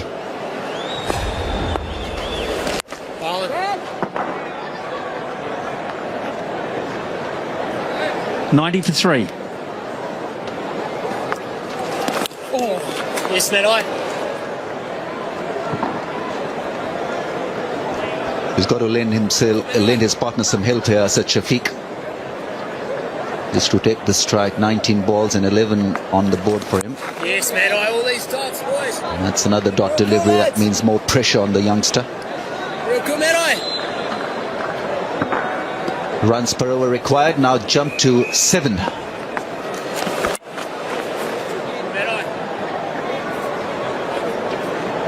I like this from New Zealand's point of view, and that they've got two spinners who are yet to really become established, bowling under pressure. And at the moment, they're just holding Pakistan quite nicely. Daniel Vittoria's a given when it comes to selection. 3 dots, boys, 3 dots. They've got 3 in the World Cup squad, and these two, both McCullum and Woodcock, and they just play a major part. Down. Quicker one. Nicely worked behind point. So well worked. In fact, it's gone for 4. Gee, that was lovely timing. Faster one from the bowler, and Kamran Akmal knew exactly where to place it, used the pace of the ball, and beautifully executed cut shot there from Kamran Akmal. Have a look at this one. Nice piece of timing, and beating the man in the ring, and so that meant a boundary in the end for Kamran Akmal on 36. Yes, mate. 19 overs gone here at Eden Park, and it's 95 for 3. So Pakistan far from out of this. New Zealand got to keep picking up wickets.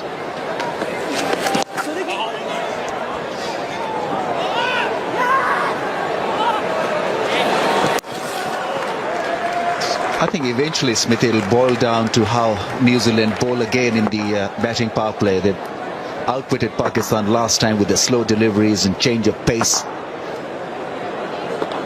Otherwise, this is not a difficult task. 7 and over on a small ground.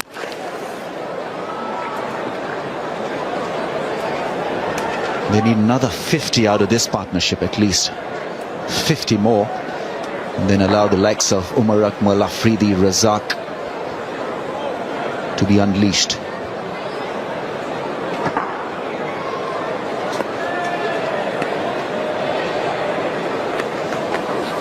Ball intended. That's a good call. Got to be aware of Martin Guptill's athleticism. He's so good and quick. So Kamran Akmal waiting for the ball to get past him, and then he called for one. Ball in, mate. 100 up for Pakistan.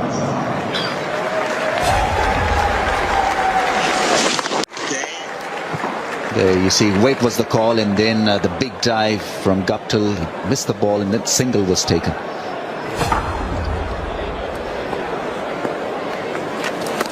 Down the ground and dead straight for 6 more. Over the side screen. That's some timing there. And Akmal is winning this battle against Woodcock. He's picking his moment, and he's getting him.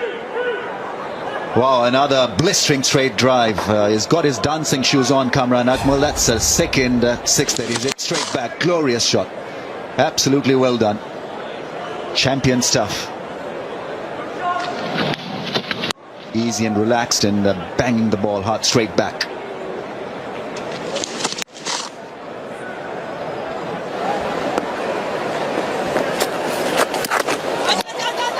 Gets away from Brendan McCullum. It might have just come off. Well, it is a wide. I thought it might have just flicked the pad of the batsman, but just off the gloves of McCullum. That is such a debatable point, because it wasn't a real wide one. That was a hittable ball. Missed by the batsman, and bowler unfairly penalised.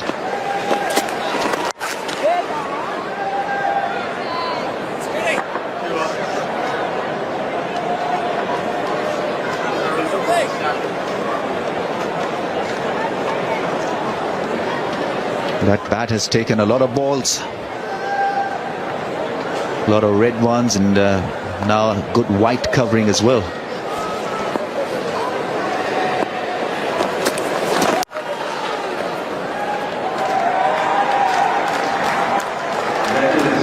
That's 50 for Kamran Akmal.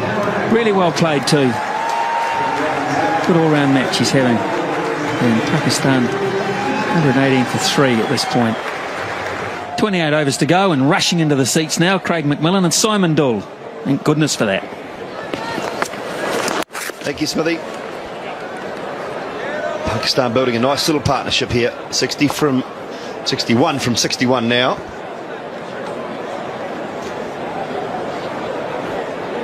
And Cameron Akmal, 51 from 55. It's working their way into a position here, and they can chase this total down.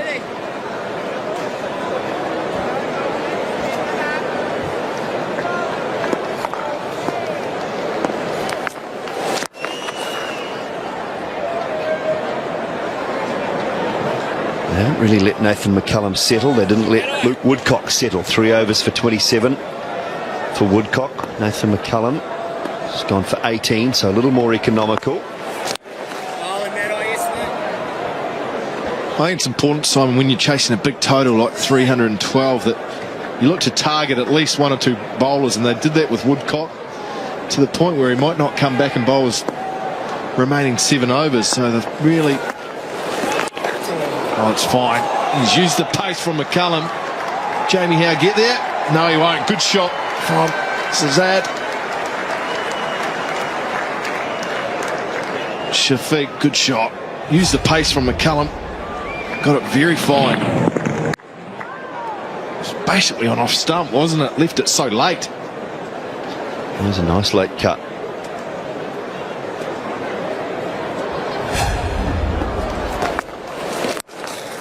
Another single to finish off a good over. 8 from it. It's 126 for 3. Styrus to continue. More appeal. How close is that? Steve Davis says not close enough. Height. First impressions. Height. Really close, Simon. Styrus rolls his fingers over it and it just skids straight on. Oh, I think that's out. Same on the back leg. Maybe clip the front pad first. Let's have a look at the height. Yeah, I think that's out. I think that's clipping at least the bails. We saw Ross Taylor the other night giving out when it was clipping the bails. But it was so straight. Well, Scotty Styrus has gone back to Steve Davis and said he's the world's shortest man. How can you not give him out? Let's see what Virtual says. Hitting in line. Hitting the top of middle stump. So Scott Styrus was probably right. World's shortest man. Steve's had a laugh. Well, that'll hurt even more. That will hurt even more because it's 4. Well, it's 4, but it's risky. He's got to make sure he hits this Akmal, and he's swept it nice and fine because Styrus bowls so straight. He has to get across and take it off the stumps. Calculated risk that paid off.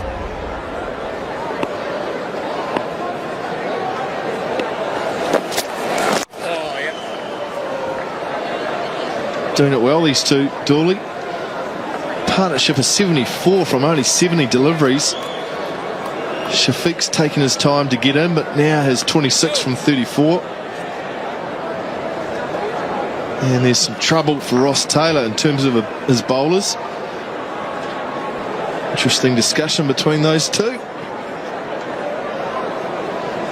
Skipper telling him what he wants. Styrus may be agreeing to disagree. I like it. I like Ross Taylor. Taking charge, taking control. It's his job, it's his team at the moment with Vittori out. Oh, chance! Should be out, will be out, yes! He's run himself out. And that is very good work. Short cover.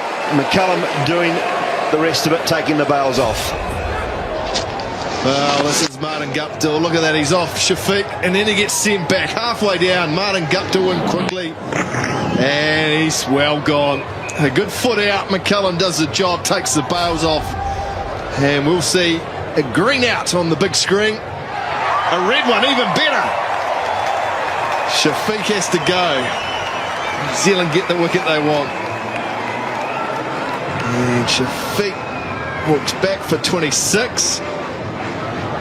Pakistan a 132 for 4. We'll Omar Akmal has joined his brother Cameron Akmal. It's a good career so far. 31st match. Good strike rate, good average, 106 50s. Scotty Styris continuing. Quick single there. So successful over for New Zealand. Pakistan 133 for 4.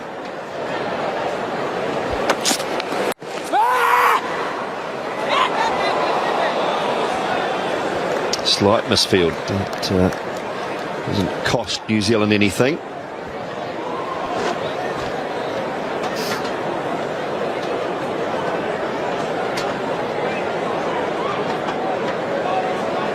Interesting, Dooley.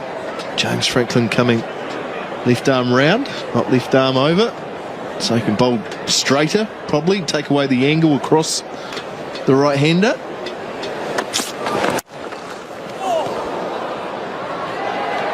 I thought he got a little hand to that, James Franklin. He was looking maybe just to tip it onto the stumps. I don't think he was trying to stop it completely. He was just trying to flick it onto the stumps, I think, the way I looked at it. Let's have a look and see if he gets a bit of a mitt on it. Oh, yeah, not far away. Yeah, he did. He got a little finger on it. He was definitely looking for the run out. And it would have been close. I think Cameron might have just got back. Nicely driven. Callers for 2.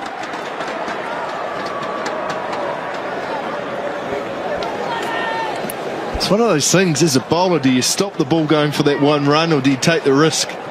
I guess if it comes off, it looks brilliant, and the value of a wicket you'd put over one run any time of the day. That strike rate up to 100.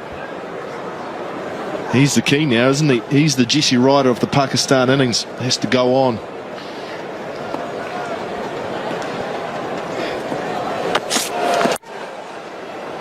He's still running his own runs. He's 64 from 64. He's got 5 one-day international hundreds. Cameron Akmal, you 500s and 750s. In one-day international cricket. Strike rate of 84. Average of just under 27.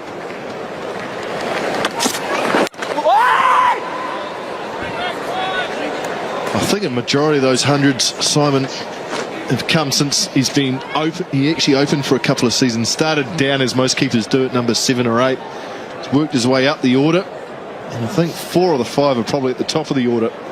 Now batting 3 for Pakistan, but well, he's got that knowledge, he's got that experience of scoring hundreds, which is key.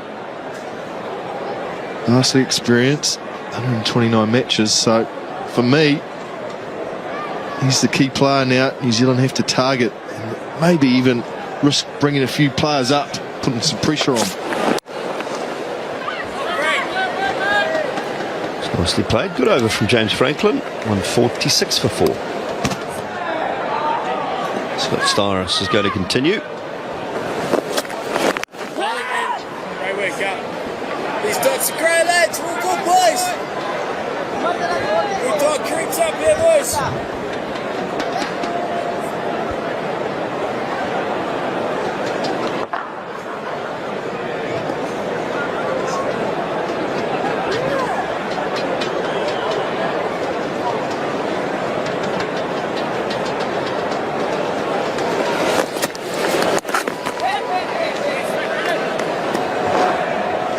Just mixing it up a little bit more now, Styris. The slow ball, quicker one to start. Try not to be too predictable.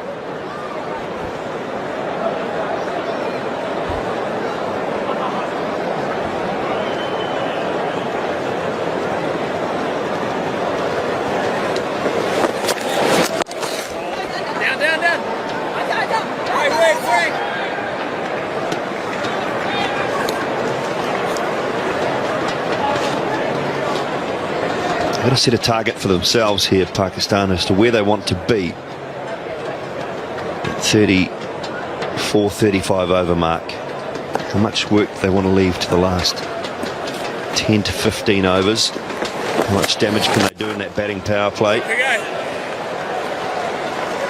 7.39, so basically 7.4 the asking rate now. It's hard to chase 8, 8.5, 9 for 15 to 18 overs. It's not easy. You're almost at the point shortly where you think they might need to take the batting power play to get some momentum.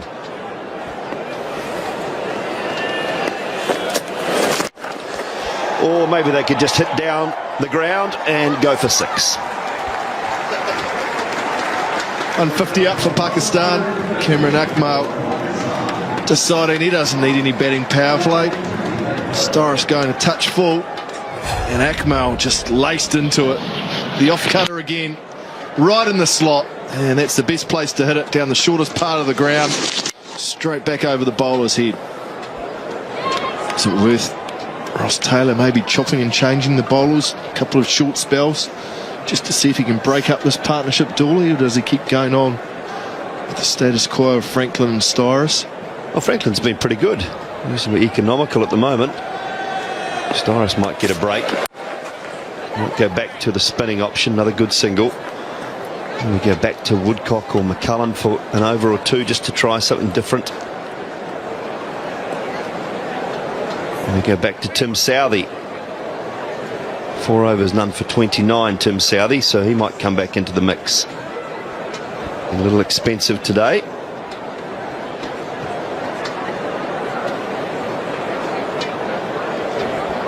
Kyle Mills, he's bowled 6 overs, usually saved for power play and then the end. Oh, on the outside edge, so Franklin's got one.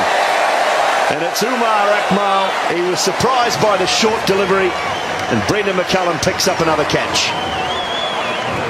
Oh, brilliant stuff from Franklin, changing the length this time. That really surprised Umar Akmal. Look at that, banged it in. Got up nice and high, and all he did was open the face through to McCullum. Outstanding piece of bowling from Franklin. Akmal's gone for 8. Pakistan 159 for 5. Pakistan have just lost their 5th wicket, and the skipper Shahid Afridi, the danger man, comes out to the middle.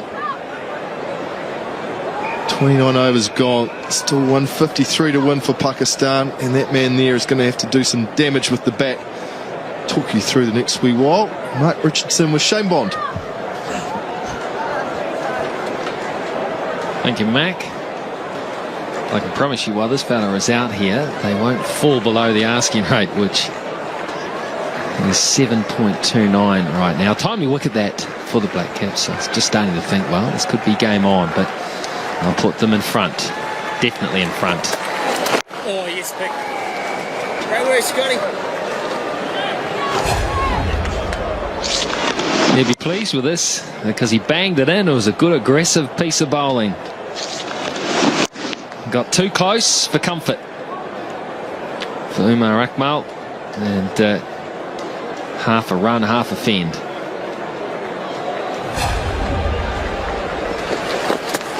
Foul.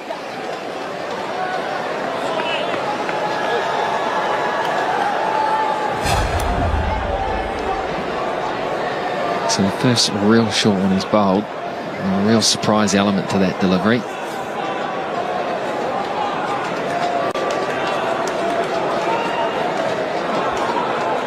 Just open the face a little bit. It's a genuine edge.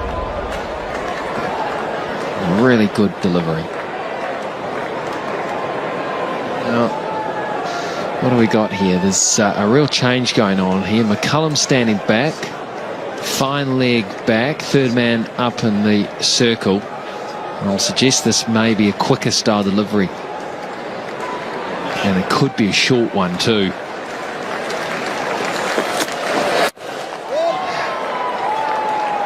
You should never preempt as a batsman, but sometimes you get it right. 126 Ks from Storis.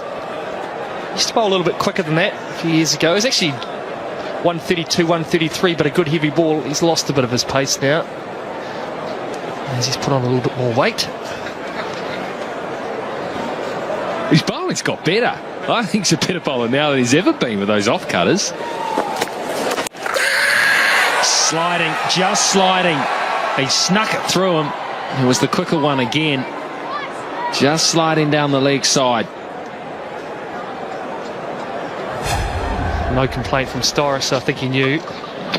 Angling in, clearly missing leg stump. McCullum heading down the leg side gave it away as well.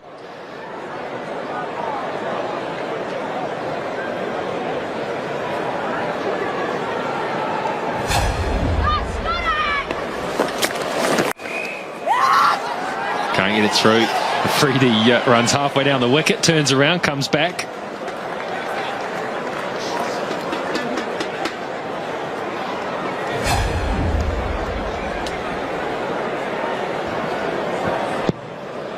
I think Storris was quite comfortable with it being not out. You generally know if he thinks it's closer than that.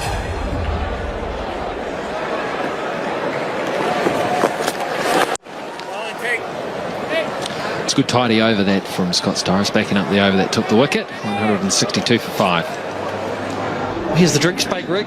And we saw Jacob Oram out on the field, which surprised me a little bit. He's had a sore ankle or foot injury. We don't know what it is. I'm not quite sure if that's a good sign or a bad sign that he's out on the field.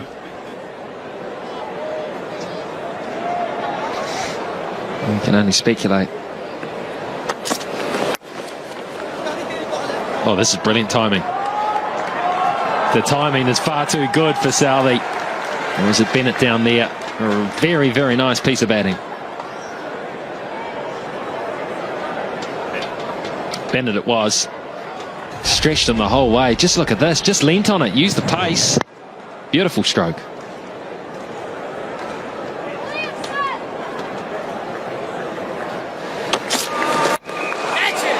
Over the top and away for 4. It was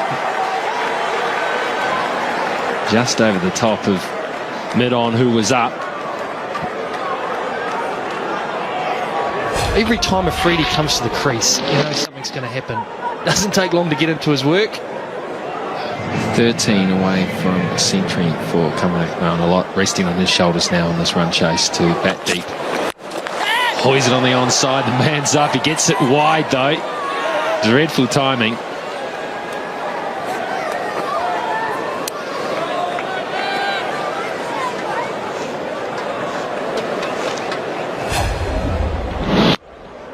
Just toe ended it. I knew that Storris is up, so it's not a bad option if you do want to go over the top, and to be wide of him is plenty open spaces. In the air out, straight to him, straight to Ross Taylor. He's taken some catches in those short catching positions in this series, and there's another one.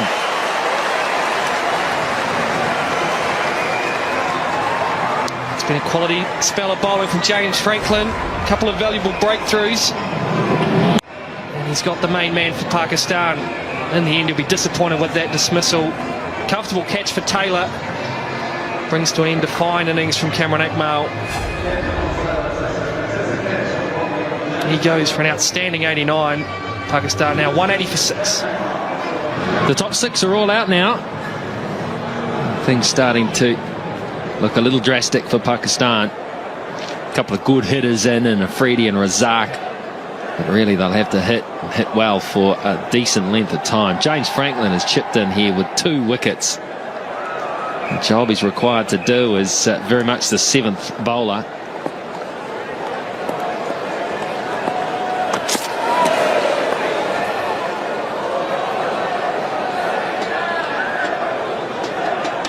Razak. It is not the worst record at all. A genuine all-rounder and a very good performer to have coming in at number 8. This is the wicket, just stretching for it, wasn't quite there to drive, leaning back. Because of that, it went in the air, and Taylor took it quite comfortably.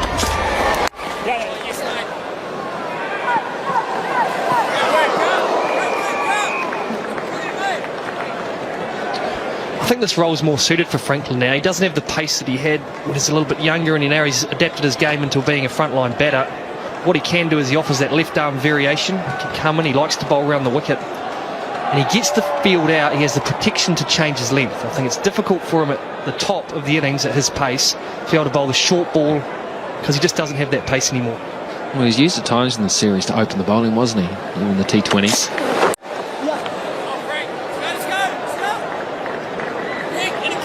And I like him in this role because it's a bonus what he can do with the ball. And I think it also would give him real clarity as to what he's in the team to do. It's his batting performances that have got him into the Black Caps team of late. If you give him the new ball, you sort of still feel like you're a bowler, aren't you? He can come in and do his job through the middle with an older ball. He doesn't need to be fast. And he's not really swinging the ball any longer, is he? So that's... Oh, if you hit, you're going to be out. Oh, misses. Giving up the ghost.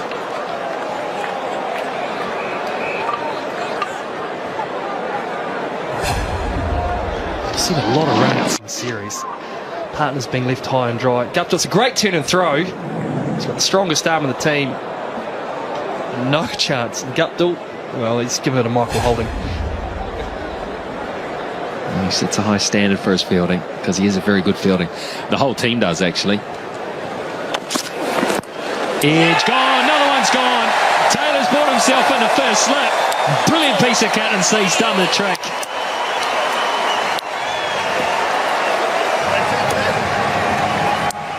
Oh, Pakistan now in real trouble. It is brilliant captaincy. Franklin's pitched it up. Razak's feet have gone nowhere. And yet another catch for Taylor. He doesn't drop those. And a real danger man gone. He only lasted 3 balls, Razak. Pakistan 183 for 7. Those are runs. And those are 4 of them. A wee bit fine to defend that.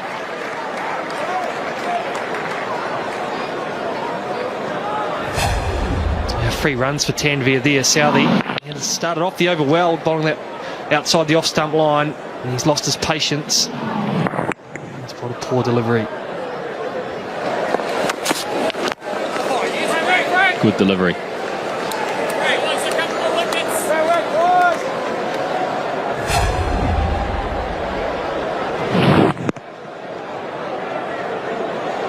Into swing there as well. Here's New Zealand's bowling. It's been pretty good. Woodcock had a difficult 3 overs. Cameron Ackman managed to get onto him, but it's the first time it's happened, so you shake those sort of things off. Mills impressive as always. And Bennett a good day as well. The day ain't over though. That's the thing. We're getting down to the business end. You're good to me.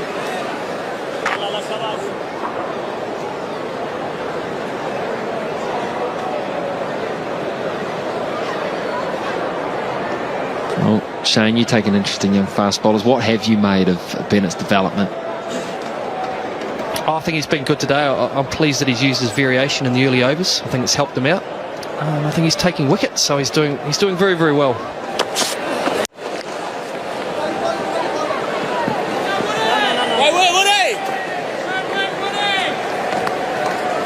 He's a different type of bowler, so he offers something a little bit different. Does run in hard. He adds that exuberance of youth into the team as well. So the opportunities he's had so far, he's taken. And he's putting pressure on Tim Southee for a spot.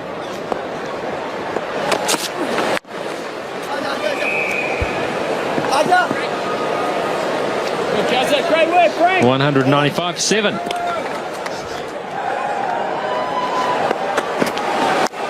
That'll be 4. Can't protect that area there unless you've got a slip in. Taylor hasn't bothered to do that. It's 200 up for Pakistan. His captain's been pretty good, Ross Taylor, the last 2 matches. It's been very good. He's been aggressive. He's been nice and positive. It's good to see he had a slip in earlier when Razak nicked James Franklin. Could have done with the first slip there. Sahel Tanvir. Thick outside edge. It raced away for 4. 52 deliveries for the 4th 50 for Pakistan.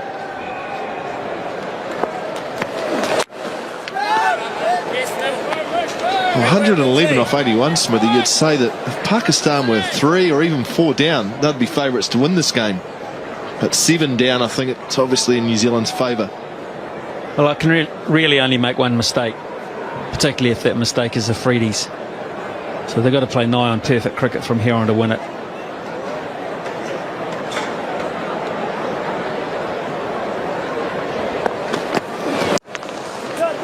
There's 2 there, quite comfortably. We can bat this boy. Sahal Tanvir, remember 3 boundaries. He peeled off in Napier to win the game there.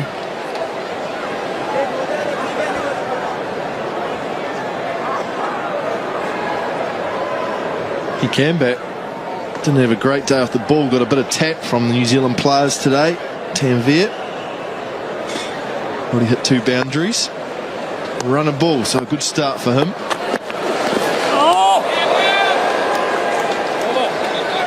203 for 7.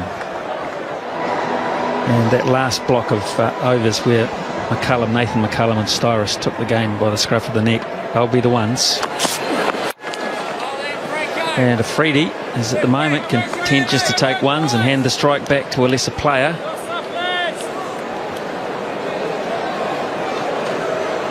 So he must still believe that he's got the ability, the rocket fuel in the tank, to take this game if need be. Umar Galt, well, he can bat as well. Not the usual bunny you get as a bowler. He can give it a whack, so still something left in the tank for Pakistan.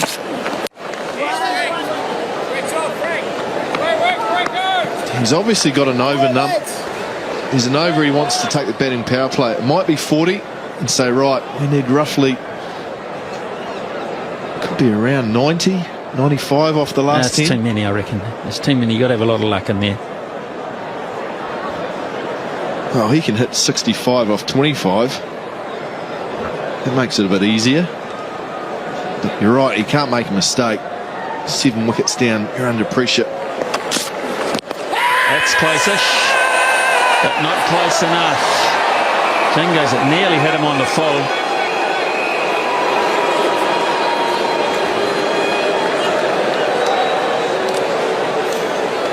Should have hit him on the glove. Is that what you're saying? Let's have a look. Yeah, it did. Went straight into his glove. He can't be giving out LBW there. It's flush onto the glove. I was going to say it nearly hit him on the full. Oh, it's just as well he got his gloves in the way. Jimmy Franklin thought it hit the pad. Can't believe it. Really good decision, Steve Davis. Really good decision. Franklin can't believe it.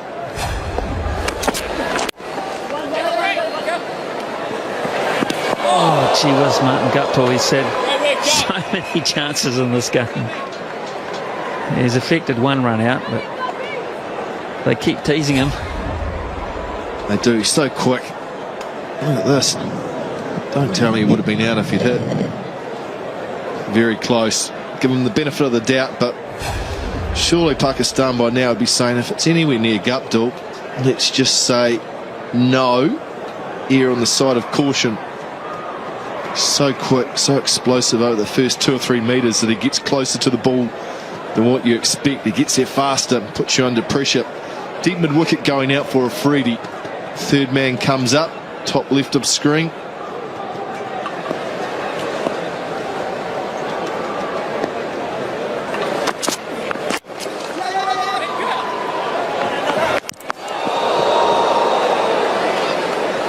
It's like Russian roulette here.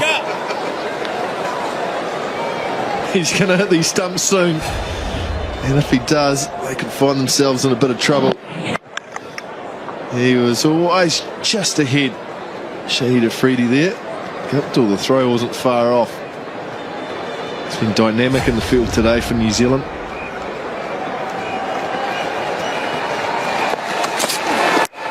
Oh, that's a nice shot. Just gently chipped over the top.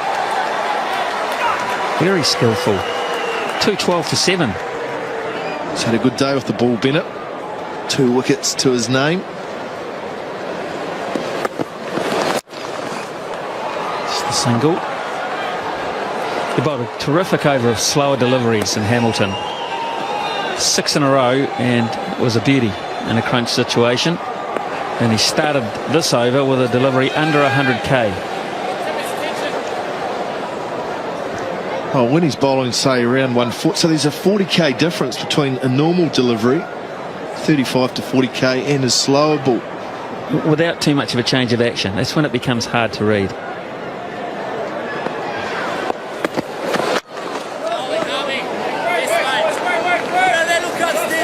Yeah, well, it becomes really hard to read without up to 135. So there's a big change up there. Bennett's got that slow ball working really well. It comes straight out the back of the hand.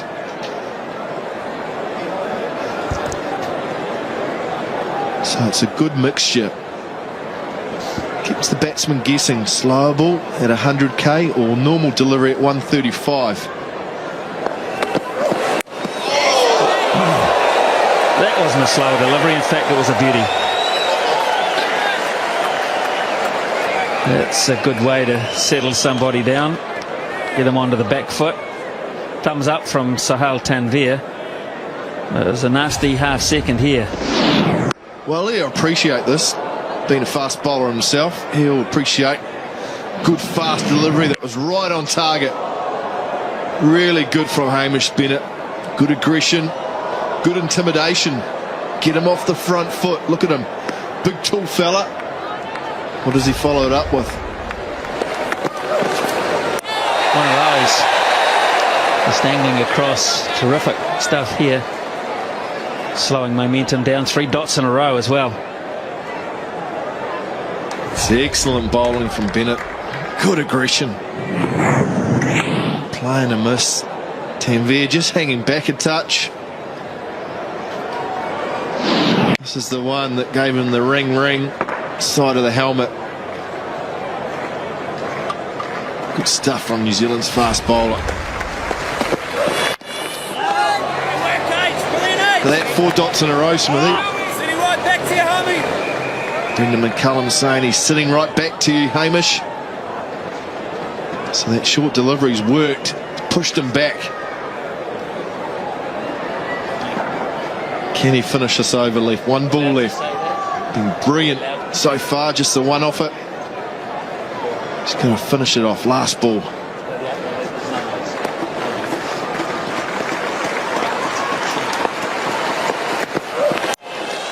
Well, he gets the strike back, and New Zealand have done well in that over, particularly Bennett. Be thrilled with that performance. It's 214 for 7.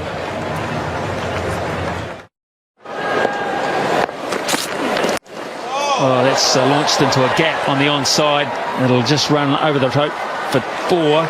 But he is more than useful. Sahal Tanvir, he's a sleeper. Well, he's waking everyone up on the ground, Smithy. Sahal. He's enjoying Franklin's pace a little bit more than what he did with Hamish Bennett. But it's aggressive batting.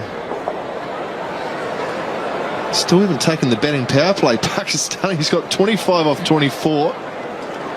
Forces a field change. Deep mid wicket goes out to where that delivery just got dispatched.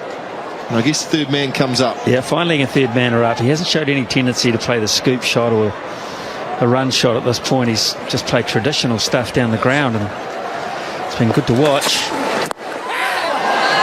Gives the strike back to Afridi, and there'll be a big field change now as Ross Taylor has to do a rethink. This is when you earn your money as a captain, particularly if you haven't won for a while.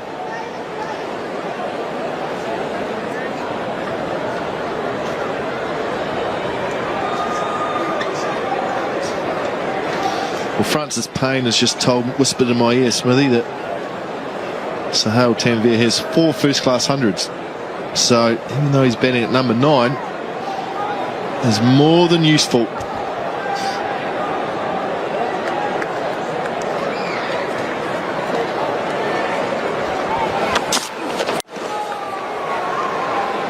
Afridi has got complete faith in him, it seems. Just have a look at his overall record, and he's got a strike rate of 95, average of what, 16.21, but only 150 in those 36 matches. So it's goodish for a guy coming in at number 9, but it's not world class. It's not what you'd really have a sleepless night about.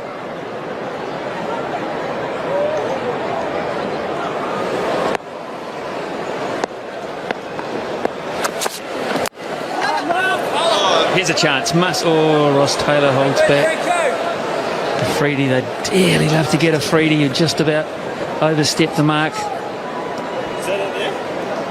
It's worth a throw, it really is. Taylor looks up and sees there's no one backing up and decides to hold on. For the sake of one run, the wicket of Freedy basically wins the game. It's worth a throw there, I think, from Ross Taylor. It's worth the risk.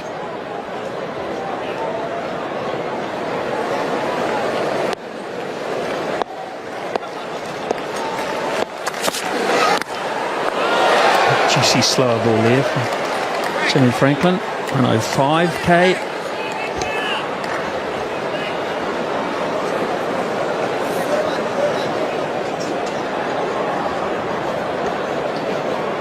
Nine and over now, 92 to win. New Zealand mixing their pace well. Another over from Hamish Bennett coming up, I would imagine, and that'll get him through to 7. You can still bring him back later. Oh, that's beautifully worked. Deliberately played wide of Brennan McCullum, and all of a sudden a very good over again from Pakistan. It's now 224 for 7. That's gone over the top for 6. Just a little bit too much width from Hamish Bennett. 50 partnership. Danger, danger. I tell you what, the alarm bells are just beginning to ring. Freedy. Too short, too wide, too much width from Hamish Bennett. Freedy can get up and under it. Not the longest boundary down there to third man. Down into the darkness she raced.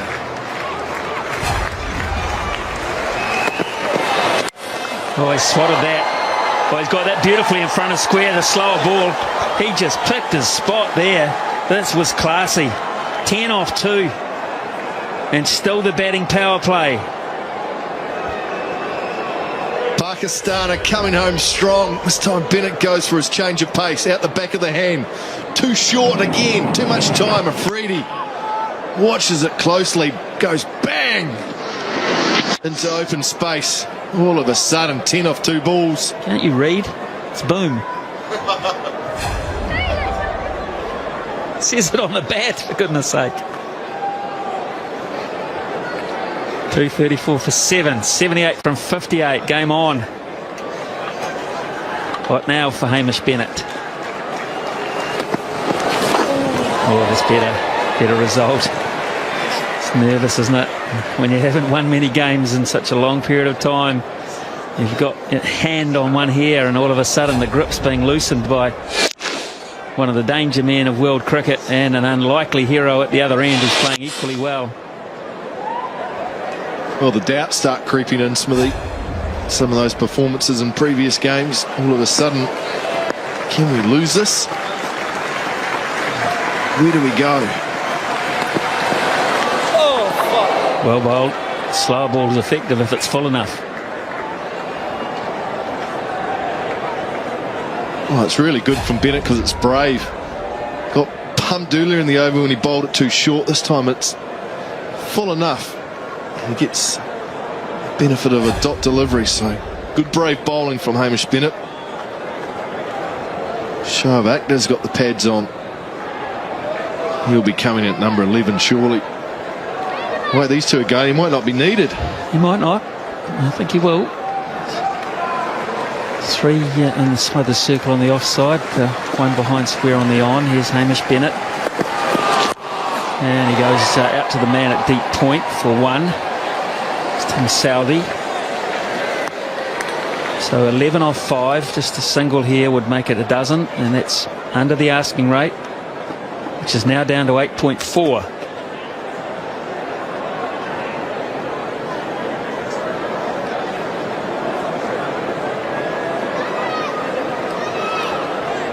So now Ross Taylor's job has just become a little harder, a little sweatier.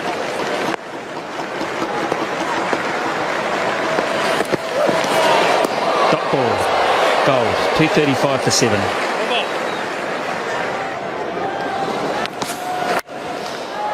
It's nicely played, should just get the 1.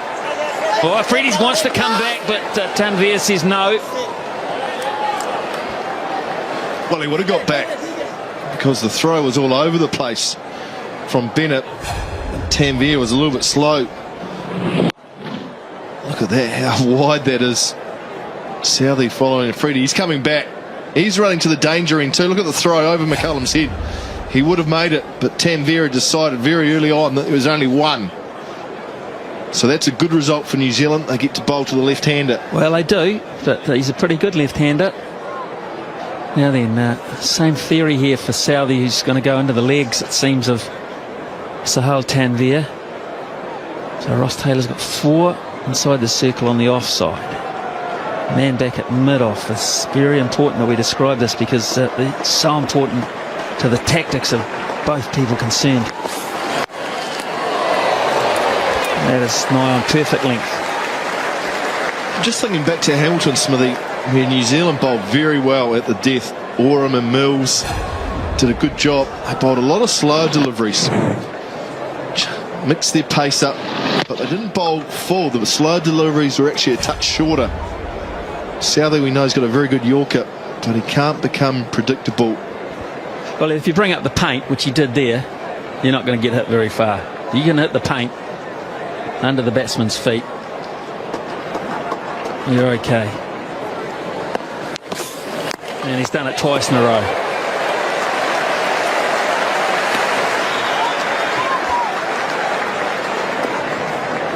Great stuff, Tim Southey. Power play situation. Right there. Bring up the dust. Bring up the paint.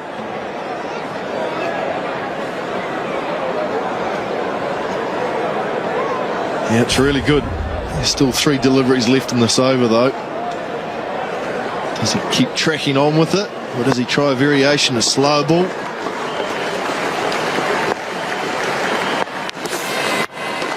Track on, track on.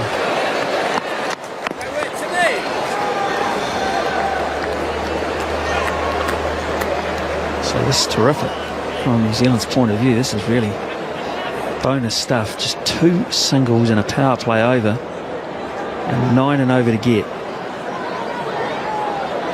Pretty happy with the start of it.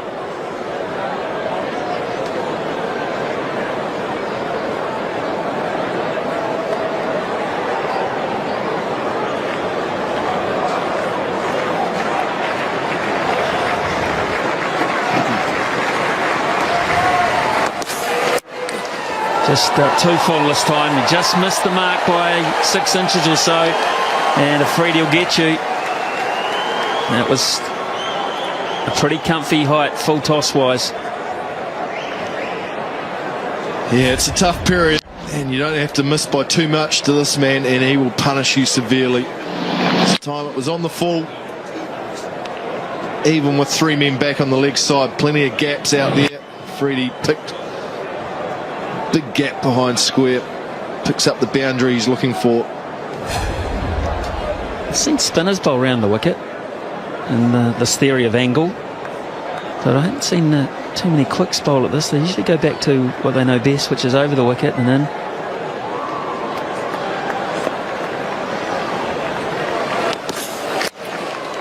Should be able to get one here. Oh, that's close.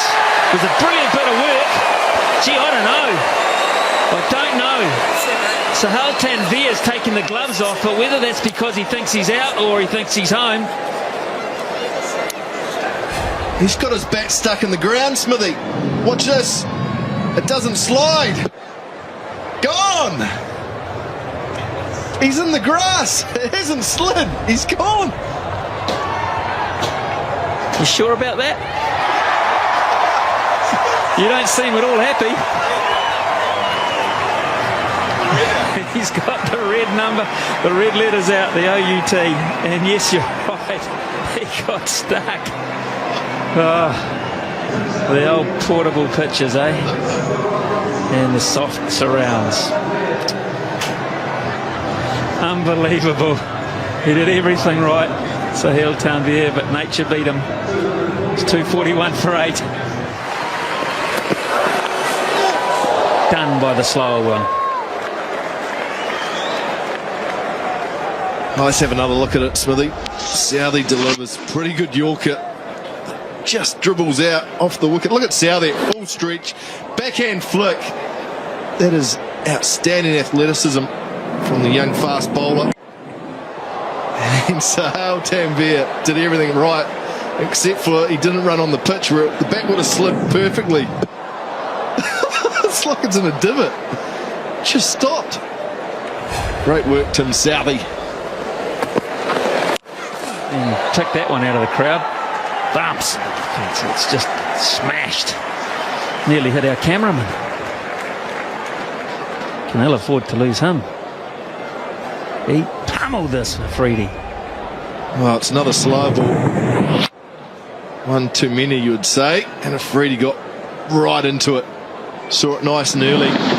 Everyone up on the offside. And he dispatched it over cover for 4. New Zealand need to get rid of this man. 67 from 46. He's just starting to warm up. Still a chance, Pakistan, while their skipper's there. Hamish Bennett, can he knock him over?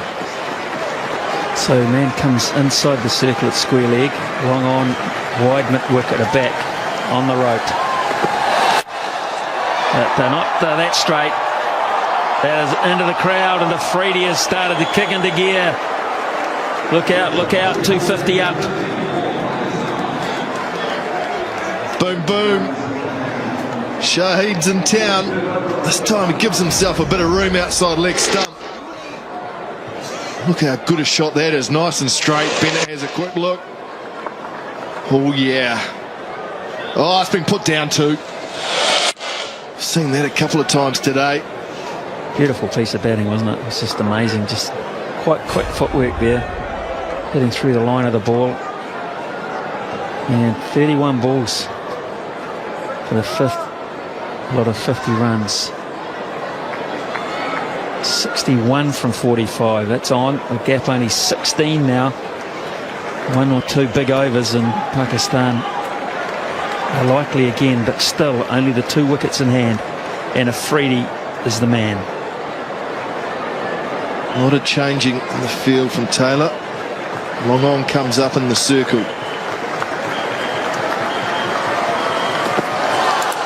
Yeah, well, that was on to bowl a shorter one because he put everyone back on the onside where he could pull or hook. He just cleared long on, so he brought him up inside the circle. So those guys are back for the shorter pitch, the flat bat shots. So I think it was fairly predictable he was going to cop a shorter one. Just asking about the height, whether that was one for the over. Taylor keeps the field as it is. He can't really afford to bowl too full with long off and long on up inside the circle. You go short again, Smithy, and just hope that, you know, towards the bigger boundary, he has a go at it. I don't think he'll leave the next one like he did there. He's got protection. No, they're going to change. Yeah, but they're putting a square fielder back. So point goes back. Square leg comes up. So there's still the option to bowl that on the offside. A slow one on the offside, shorter. That should be out. Oh, it's out. It's beautifully held. Nathan McCullum has taken a match winner because he's got Afridi. And I think he's very happy that he's got everything still in place because it was travelling. Wow, it's an absolute bullet from the bat of Afridi. Bennett goes full, and Afridi gives it the full Monty. And look at Nathan McCullum getting, everything behind it through the hands. But he controls it. Dangerous. Afridi's gone for 44. Pakistan 9 down for 251. Well, here's Shoaib Akhtar. He's going to have to wait till the drinks carrier Kane Williamson gets off the field. But his record doesn't suggest he's going to win it from here. 61 from 43. 251 for 9. And Hamish Bennett has had another good day with the ball.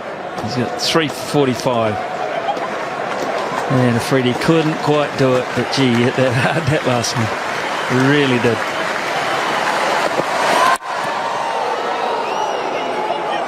A single to Shoaib Akhtar. That's the end of the 43rd. And it is 252 for 9.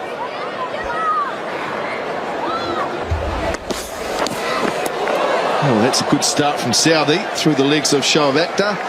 Took you through the final stages. Mark Richardson and Rummies, Roger. Thank you, Matt. Now, we'll have a few New Zealanders a little bit more relieved now once they got rid of Shahid Afridi. Another 20 runs and they would have been really starting to worry. It's 60 runs now required. It's all smiles. Well, Rummies, I don't know how many balls remain in this series, but I guess you'll be heading off home for a few days before the World Cup. So on behalf of our team here at Sky Sport, it's been a pleasure having you.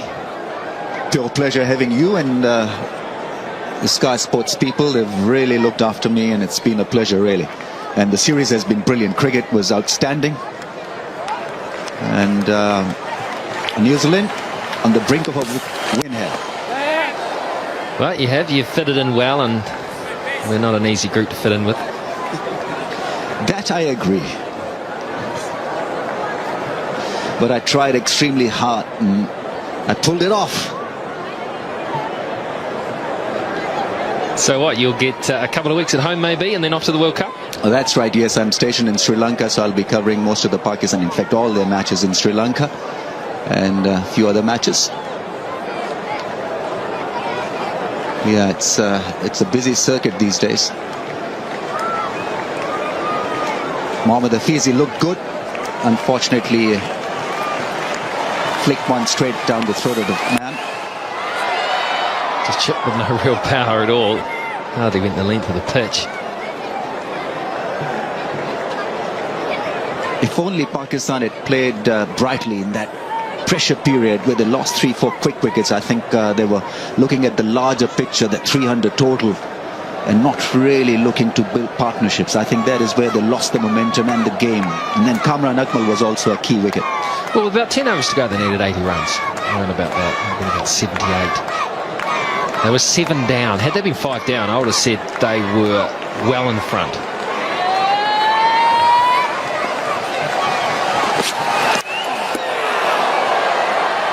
Some interest from behind the wicket, but I think Shove might have just hit the pitch with his bat. Yeah, the problem is when you're 7 down, you lose a wicket, and you're always likely to lose a wicket as you trace pretty much 8, 9, 10 runs and over the last little bit. You're likely to lose a wicket, but when you do lose a wicket, in come the tail enders, in comes an end to bowl at.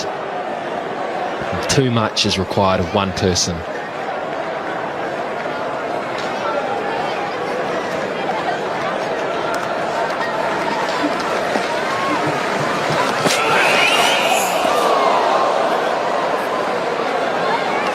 $254 for 9. Up in the air, high in the air. This could be the end of the series, the end of the match. It is. Jamie Howe takes it comfortably. Some smiles for him, some smiles for his teammates. New Zealand have won a one-day international match, and they've won it in convincing style. Handshakes all around from Ross Taylor. He'll be very pleased with that. Vittori's still injured, and he's captained the team well today. This is a very good comeback from New Zealand after being hurt and blown away in the first, the last 3 one-day games. They've come back strongly to outdo Pakistan. They fielded well, they bowled better than Pakistan and batted beautifully. And so in the end, a great result. Pakistan would be just a touch disappointed because here was an opportunity for them to finish the tour on a high. They couldn't do it.